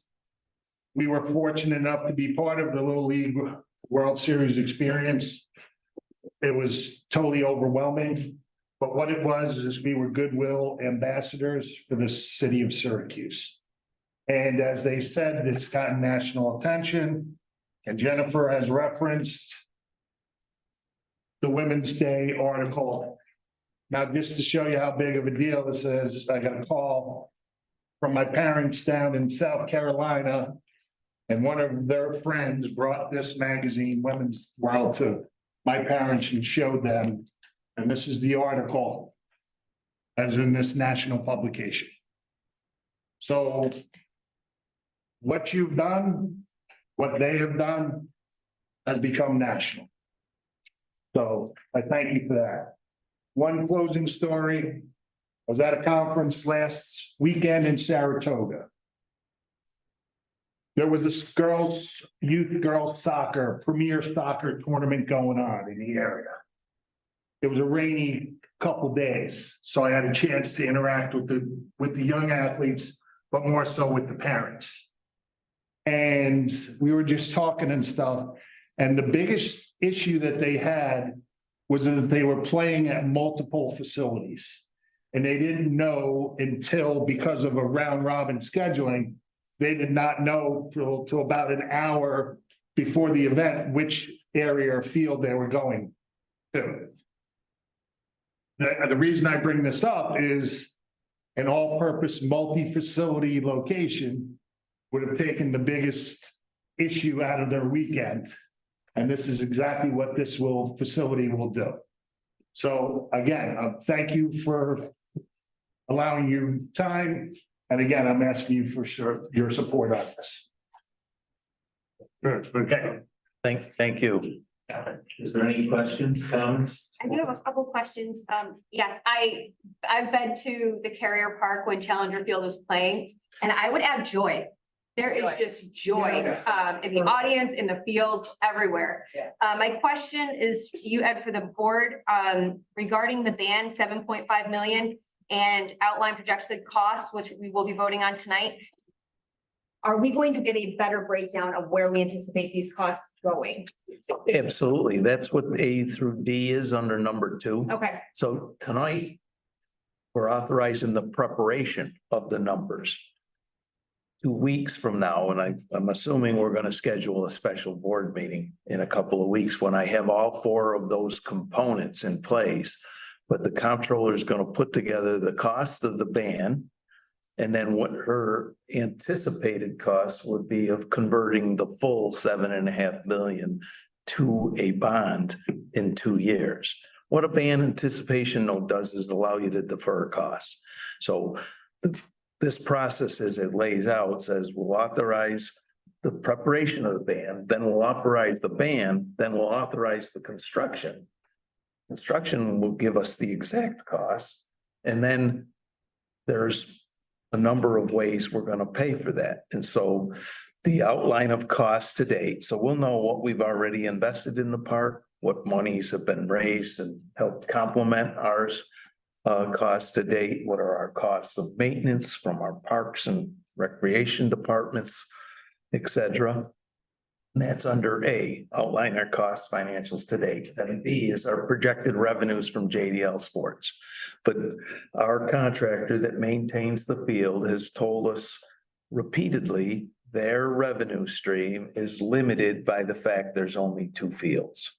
Once they're a complete build out, they're telling us they can generate far greater revenues. So I've asked them to prepare this in the next week or so and give me those numbers, which will be presented to this board.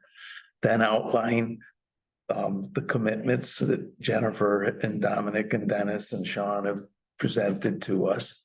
And then project our future hotel revenues based on what we've seen in the first quarter of this year, right? All of those costs, it's been my impression right now, based on understanding of our mortgage costs, that's what the bonds are, that the hotel tax revenue alone at a 2% tax rate extended out for the 20-year window of the bond will cover all of our costs. Okay, but there's still the question as to whether or not our hotel tax covers the long term, right? We know we have 2 years. So whatever we accumulate over the 2-year window can be applied to lowering this bond anticipation note. Whatever the friends generate will help lower this bond. And whatever the revenues extended from the management of the park, you know, the tournament numbers can be applied to this bond as well. So even though we're authorizing a $7.5 million bond anticipation note, I truly expect 2 years from now, that number to be greatly lower than $7.5 million. Just our hotel, a conservative estimate on the hotel tax revenues alone would be $1.5 million over a 2-year window, possibly 2 million, right? So the bond would go from 7.5 million to 5.5 million. And so I can't give you the exacts, but you do have in your packet tonight construction estimates. And so if there's savings to be had in the construction process, that can help reduce the amount we finally bond for as well. If there's cost overruns, right, we gotta be cognizant of the potential for that as well. But we should know all that by the end of 2025. Excuse me, by the end of 2024. If we authorize preparation of the band today and we authorize the band in 2 weeks' time and we authorize the phase 3 construction shortly thereafter, we should know by the end of this season, the final construction cost. But the construction schedule should be complete by snowfall 2024. And so the revenues, the hotel tax, the Friends organization can bring us more numbers as we go along. Thank you. My question is more of a process question. We have authorizing for preparation, which makes sense. And I did not receive the construction phase 3 estimates. That's where my question is coming in. It should be in your I'd packet. like to see what we're authorizing the ban to be created for prior to authorizing the actual improvement of the ban. It was my understanding that was in the packet. Is it not in the packet?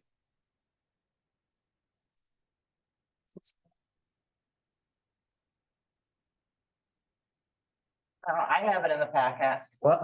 I have it here.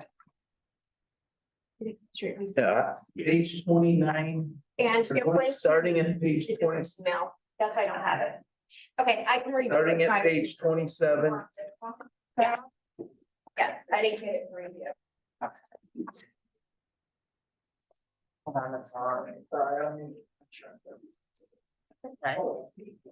Yeah. The public should have this because the packet should Yeah, be posted. Yeah. Okay, it went to. Page 29 through. Page 29 through 52. Civic Plus sent it to my other email. That's not. Where am I? Okay, so we will have full access. Again, there's no risk in authorizing the Correct. preparation of, Correct. so all of these numbers should have to make the decision in 2 weeks' time to authorize. Supervisor, you got a question up there? Yes, sir. Ray Grabowski, since earlier I was kind of opposed to some situations and stuff we were talking about before. I want to thank you and gentlemen and ladies that are here because between Dennis, myself, more Don and Jen, I was one of the founding members of this project and have worked exclusively with you over years since I was the ASM Little League president at the time. And I will tell you, those numbers will absolutely work out. And they could have worked for many years. And so I am extremely honored and excited that you guys stood it out and you went through it. And it was a dream, as we all had. My kids played with Don's kids and Jennifer's son over the course of time, left and right field. Ultimately, the pivot is you got to have more than 2 fields. And then on a different note, if you don't think turf will gain media, I work at Morrisville State College as a professor. There's a black turf field there. It's got 46 million hits because of that field, meaning good or bad news, it all travels great. And we've got unbelievable enrollment changes because of that. But I want to thank each of you for staying the course. And I want to also, ask the board, please to honor their request because it is very, very favorable for the community and everybody involved.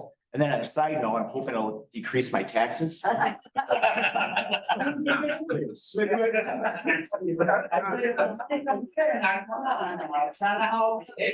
Actually, Don't tell me it's gonna make my house any more valuable. your house will be more valuable, but it will lower your taxes. Thank you. So I was here on it. We'll leave on The a greatest beneficiary of this project is Onondaga County government. The room occupancy tax that the county collects is 7%. And they collect all the sales tax. And if you look at our numbers that came from Visit Syracuse, those numbers are probably greatly increased because they're, pre-COVID numbers. And again, there's billions of dollars to be made for the community. We're talking, business generation of. Yeah, the concept, I thank everybody and I appreciate your dedication to it because I was told when we first started it that it would never happen. We got through the first phase and it did happen. And I agree totally with Dom. You gotta make it a question. This will be the difference. And we have another question. Yes, Mary. Yeah, it's just a very quick one. This is absolutely 100%. I hope that this moves forward. With Supervisor Michael Lango's help, when I was county legislator, the Friends came and did the best presentation that the county has ever, and people are still talking about it. So I sponsored and the Democratic Caucus put through $5 million for this, explaining that this would put Onondaga County on the map as not just Micron, but as a fully accessible field of dreams. Of course, it was broken down. However, because it was so embarrassing that the Republican Party voted it down. They did put in the budget for this year. That's what, this is my question. Are you pursuing it? $1 million from the county if it's matched with $1 million from the DeWitt. So I'm thinking if this $1 million comes, if you can slide it over to DeWitt, you should be able to, I mean, somebody should be pursuing this. No. They just did it. We're matching that 7.5 times. Right? I mean, if we. I'm just saying, pursue it to get the $1 million from the county. They don't want to give you any money, but it's in the budget. They have a $210 million surplus after everything has been on budget. So I really are pursuing. Good, the $1 million, absolutely. That was my question. Yeah, we are. 100%. We You are. guys need to get this. Thanks for done. doing that. Thank you. Yes, thank you. Heard from the county many times, Marion. I know. They I've seen- don't come through. They don't come through. However, but it's in the budget this time because they were so embarrassed to not do it because these people put on with the families, with the kids. It was phenomenal. So anyway, it's a little bit different now because they threw it in there. Take it. Just as we're moving forward with this project and gathering information, I am confident that at the end of the day, the county will step up and will contribute to Carrier Park. Great. What amount? Is it $1 million? Is it Should be. 3 million? Millions in the budget. Maybe it'll even be 10 million. We'll see. We're gonna keep trying. Do it again. Yep. All right, is there any other comments, questions regarding this issue? Then I'm gonna close the session and I'll entertain a motion to authorize preparation of, or excuse me, yeah, the preparation of projected costs on a van converting to a bond. I know Jack is, Gary have sat in on a zillion of these meetings. You wanna take the risk and give me the motion? Sarah's raising her hand. All right, I have a motion from Sarah. Didn't see that. I didn't look at you, Sarah. Sorry. So I have a motion from Sarah and a second from Jack. I'll call for the vote. All in favor? Aye. Opposed, abstained, motion's carried. And before you all stir, I want to go to an issue that is very poignant and related to this issue as well. I myself had 2 friends and colleagues die from Lou Gehrig's disease, and Bernard has a resolution that he'd like to run through this school. So thank you, Reverend Alex.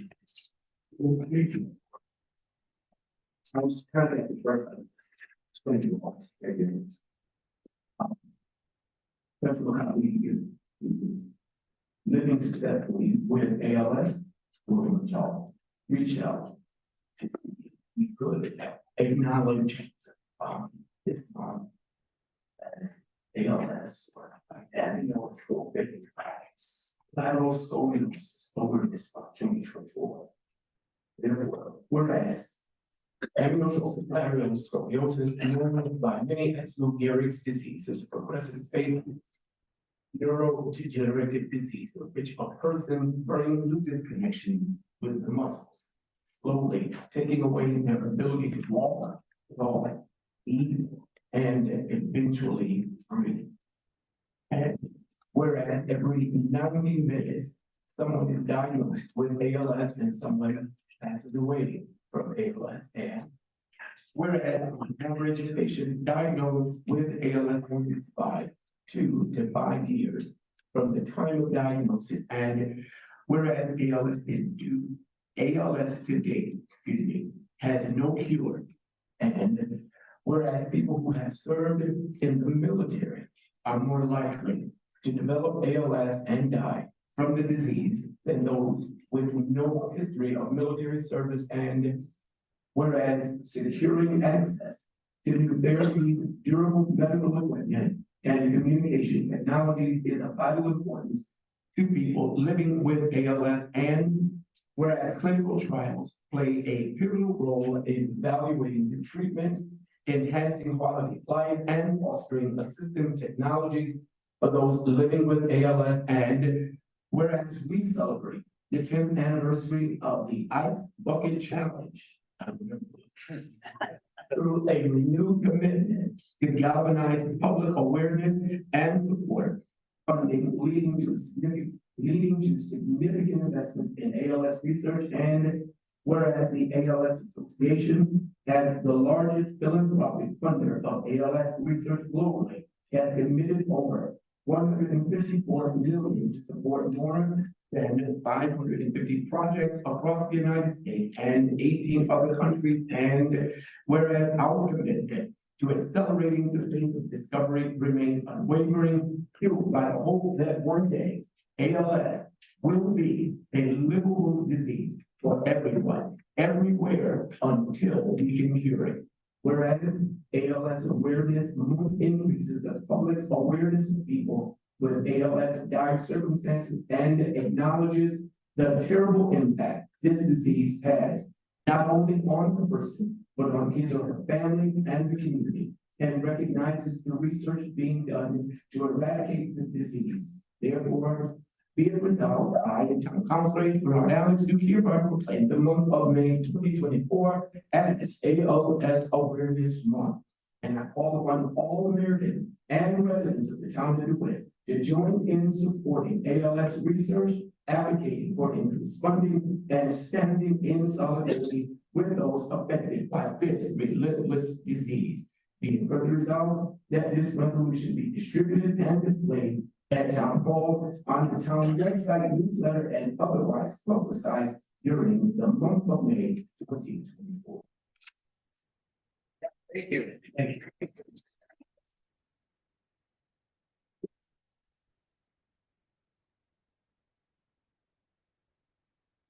I will entertain a motion from Reverend Alex. Is there a second? Joe, I'll call for the vote. All in favor? Aye. Opposed, abstained, motion's carried. I know there's a number of students from JD that probably want to leave. And so now's the time you can come forward and have someone sign your sheet. Wait.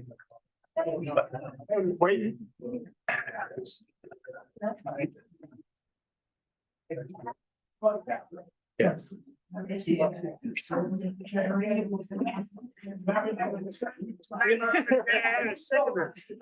Thank you. Thank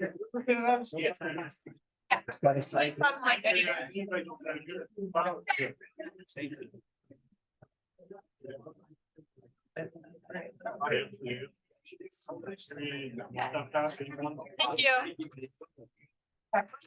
Excited. I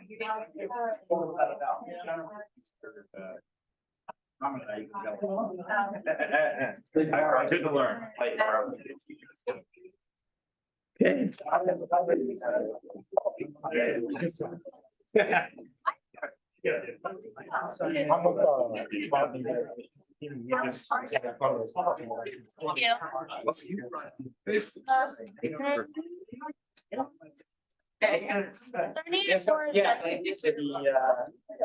Agendas. Recommendation on the resolution, Bernard beat us all to it, so.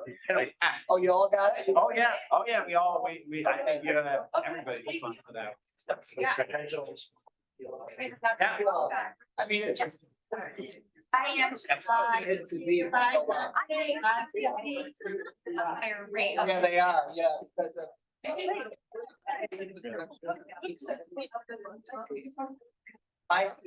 remember my father.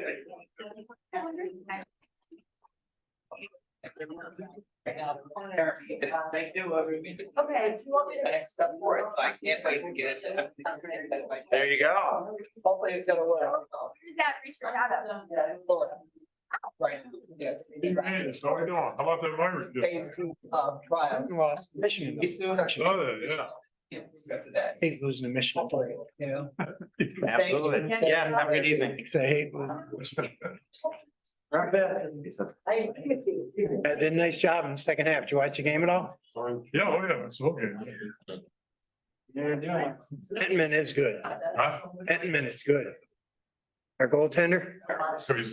I know, but he's Not. he's good. I know your son's gonna be our goaltender next year. Grandson. Their goaltender next year. Is there an agenda item you're sitting here for? I have no idea. Bernard, I just asked. Hey, what? We're not going to make decisions. I don't know. We got a bunch of other things, I think. I should have known that. To meet up. It's just a little potato. Yeah, here. Oh, my gosh. It didn't hit me. That's good. I'm putting it on. Lost. Why are you bringing them up? Just to irk you. They want something. It'll be red. Not here, no. Not where I'm going. Barriers for me.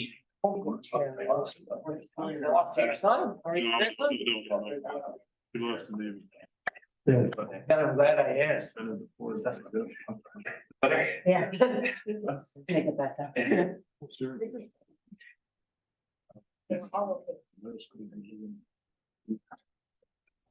These extra letters. Yeah, I'm come up on my counter. Okay. That sounds good. Yeah.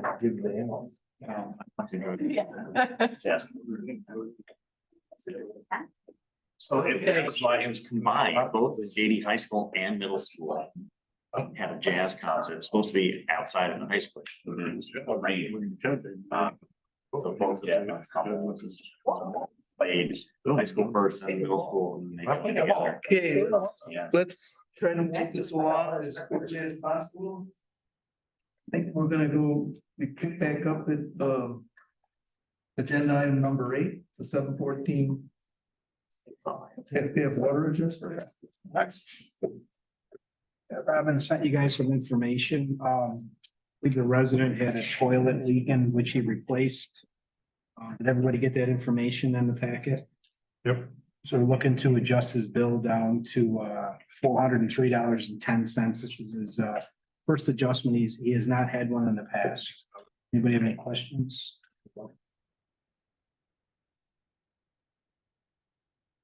Yeah. Yeah, Indian Valley. Great, you look at the water adjustment, Joe? For Taft Ave? I looked at it, I'm fine with it. What was wrong? Leaky toilet he replaced. In your neighborhood. Yeah, across the street.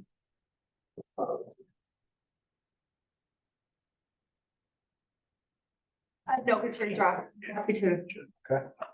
Not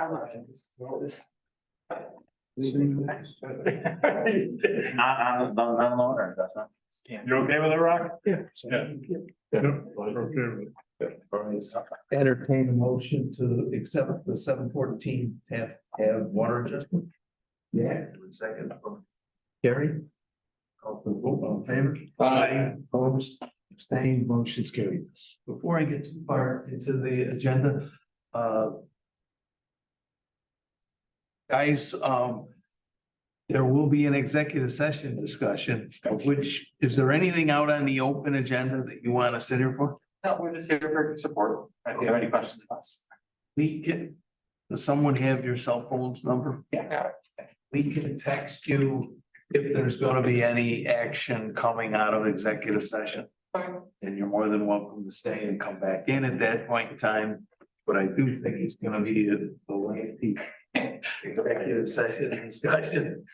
And therefore, you're more than welcome to stay here and sit and watch us. You're more than welcome to go back to your own offices and wait for a text, and you're more than welcome to go home.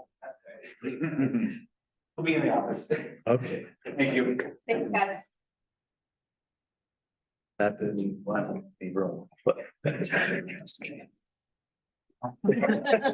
No. Favorite clerk one for the water department. Sent some information, to fill the clerk one position in the water department. Brendan, we just got the list back, so Max started canvassing and gave us this applicant. Me and Robin interviewed well. I think he could be an asset to the department. He hopefully have a good work ethic. We can give him some tasks to get completed. Right now, he's currently with the county, so we'd like to bring him on, step E, 1877 an hour. And for a start date of June 3rd, so he has a family engagement, vacation that he has already planned, and by the time he gives us 2-week notice, we'd like to start June 3rd. Anybody have any questions? On his resume, he's currently working 3 jobs. Would he come down to full-time for us? Yeah, one of them, Spectrum he's done with too.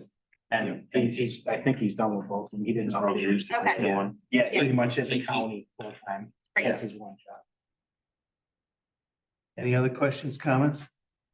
I'll entertain a motion to authorize the hire. Next, second from Carrie. I'll call for the vote. All in favor? Aye. Opposed? Abstained? Motion's carried. Authorization to hire for a crew leader for the water department. Oh, excuse me. Yeah, so just like the post for a water department crew leader, that would be so that can start canvassing. To find a good candidate. We do have one internal candidate that qualifies for the job, but probably gonna put it out there to see, make it let's just search around, see what we can come up with. Like to interview more than one person, to be honest with you. So I'd like to just post for that. I'll come back with you in a little while for a candidate. And then also we had a resignation today in the highway, so I'd like to make that 2. Like to post for 2 MEOs in the highway if that's possible tonight. Just walk through it. Okay, so I'll entertain a motion to authorize posting for a crew leader for the water department. Motion from Joe and a second from Max. I call for the vote. All in favor? Aye. Opposed? Abstained, motion's carried. And I'll entertain a motion to authorize the posting for 2 MEO positions for highway. I have a motion from Jack and a second from Joe. I'll call for the vote. All in favor? Aye. Opposed? Abstained, motion's carried. Thank you. We have the Arbor Day proclamation in the board. I'll have it included in the meeting minutes, but there's no need, I don't think, to read the proclamation. I've read it numerous times. I think most of you are aware of the importance of trees, benefits they provide, so I will entertain a motion to authorize the proclamation. A motion from Bernard, a second from Joe, I thought I saw. Was kind of looking forward to reading it, but. I'll call for the vote. All in favor? Aye. Opposed? Abstain despite Joe's disappointment. I didn't hear nothing tonight. Okay, you got. Okay, the award the bid for the grass cutting and general cleanup, Counselor Dooley. Yep, we sent out Doug Miller sent out a bid for grass cutting and cleanup. And I called 4 prospective vendors, all said they would contact Angela about picking up the spec. We only had one person pick it up, and that was Coin Facility Services, who was owned by Marty Coin. Who used to be our vendor when you owned Clean Tech, when he cleaned the buildings here for 2 years, so he's a reliable source. He's the only one that quoted it. The pricing is $65 per man hour for 2024, up to $71.50 for 2025.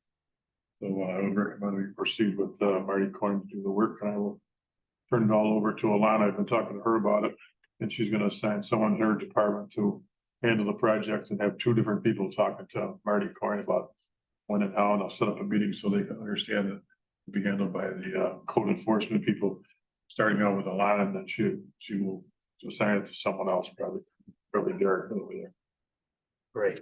Do we have a historical reference for what is normally charged? So we aren't flirting with that cutoff of when it needs to go to public bid. So $35,000. $35,000, yes. Right, we don't come close to it. It should No, not. this is about 11,000 over the last 2 years. Hey, good question. Any other comments, questions? I'll entertain a motion from Jack and a second from Joe. I'll call for the vote. All in favor? Aye. Opposed? Same, motion's carried. Okay.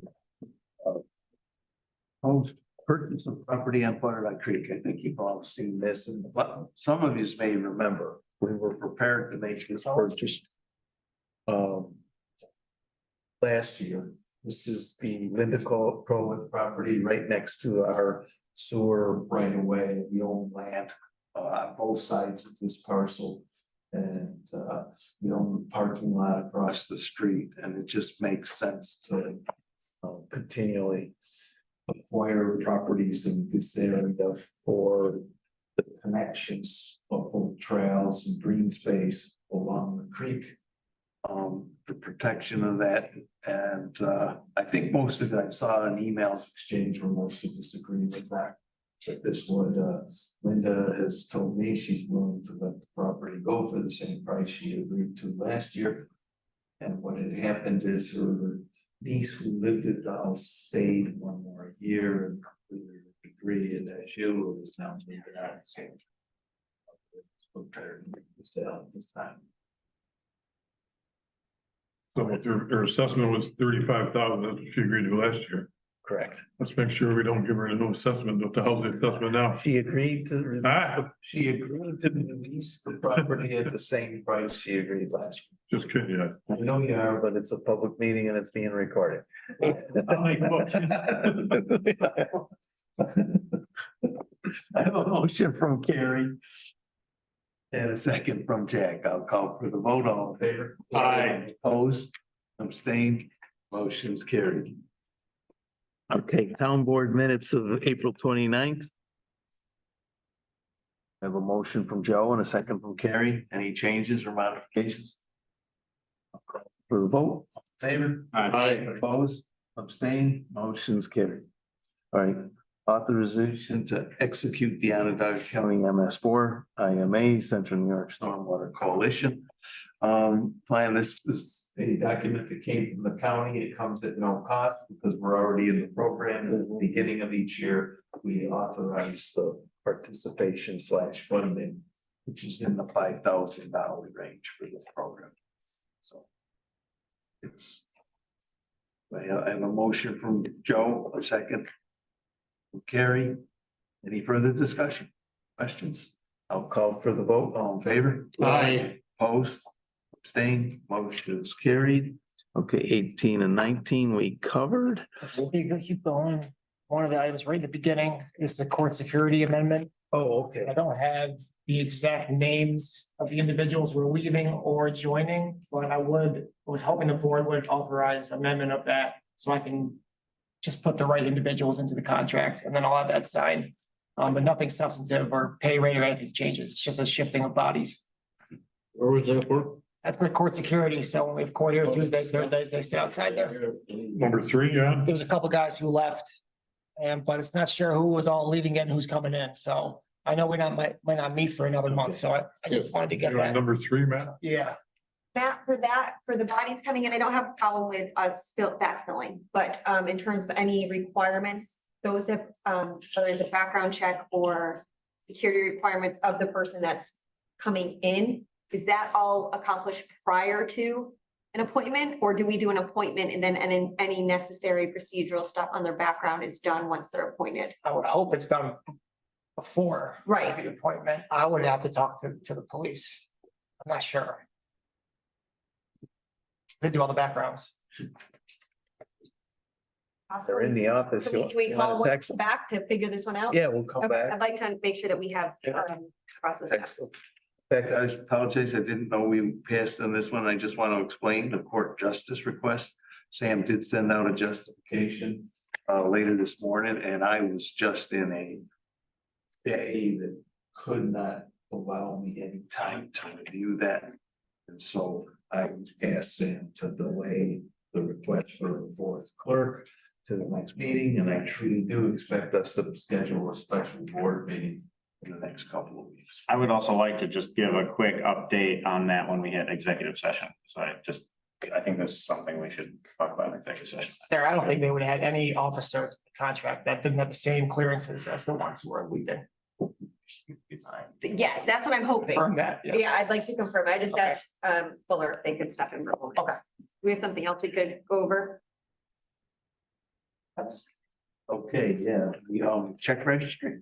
Oh, they couldn't. So item number 1 has been removed. There's. Right. So.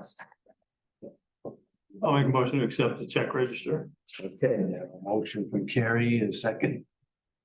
Or Jack, any further discussion? I'll call for the vote. All in favor? Opposed? Abstained? Motion's carried. Okay, the request for town board photo headshots. There was some confusion as to who was an elected town councillor upstairs, so if we get updated pictures, that would be helpful. Right. The website has got 4 people in there That are On the board. Yeah. They didn't notice If me? you guys want to give me pictures, I will put up whatever you give me. Hey, you and Brian, we have a question unrelated to what you're probably interested in, but it's a matter of. I don't have one for. Okay. I don't like the old. Oh, it's Sarah. I don't think mine's anywhere. Okay, thank you. I had one I used this past November, is that? Yeah, but the ones that are really like, when you go to the town board page, it's the bigger ones, so you guys need like some group shots. Or. Some more on top of headshots. Easy's good. You wanna go to them. So do we want to see if we can get somebody to come take a picture of us jointly?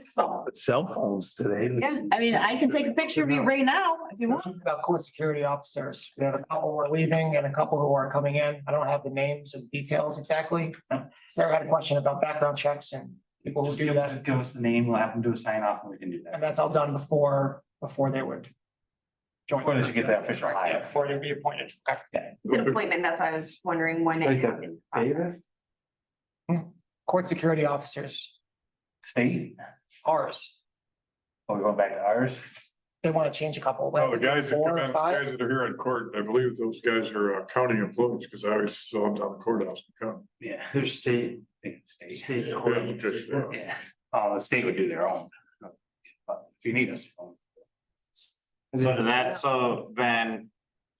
If we're just getting people that are already doing court security from the county, as far as you understand, so they would be already background checks. They wouldn't know the guy, go to the state, right? Or state, sorry. I think that's. And he worked down the courthouse and the guy answered, okay, we want to work over here, that's what he usually. They're probably already working somewhere else. Yeah. They're already in As long as the they're. system, so to speak. Oh, yeah. Okay, okay. Yeah, there's state court, like police officers, they're hired off the list and go through an academy. Do you have a registry that you can check the names against? I mean, it shouldn't be. But If you have the names. authorize Matt tonight pending. Yeah, we can just double check. You on your part, just so you're confident that. Yeah. I don't have the names yet, so when I get them, I'll let you guys Email email. us and we could check the registry. Yeah. Cool. Right, then we'll know that nobody slipped through cracks. That's what we called you back. Thanks, guys. You still haven't gone to executive session. Back on the headshots, I have one for Ed, it's your newer one. I have Jax and I have Carrie. I need headshots for everybody else. Okay. So if you send me one, I can update it. That's a long time. Sarah's only got about 35 of them there, she just showed me. None of them were good, Jack. And if you guys, I mean, if you guys ever have, like, you're out at a function for the town or at a function of the town and you want me to put it on the website, you know, I can put it on the town board page and those, because I need some more. Cause there's like Karen Bragney and. Yeah, that's what we need to get rid of. And so- Yeah, but I don't have anything to I mean, I could just take them all down. So how many, so who's coming to one of the parades, whether it's East Syracuse or Jamesville? Are enough of us gonna be going that we can? Just take it right here, right now, we're out here. This is horrible lighting, if I've learned anything. What did I tell you? It's better than nothing. Campaign. I was gonna say, after this meeting, we should take a shot if it doesn't come out.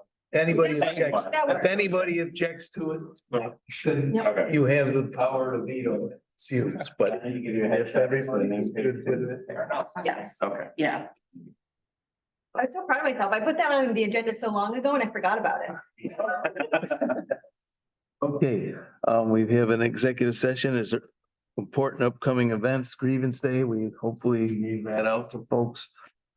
Is there anything else that should be discussed in a public session? I did just want to give a quick update to the board on the sidewalks on Waring. They're going in, if you've noticed, hopefully that they're going to be done for us to all. I'm gonna park it to come to just to walk down there for Greek Fest.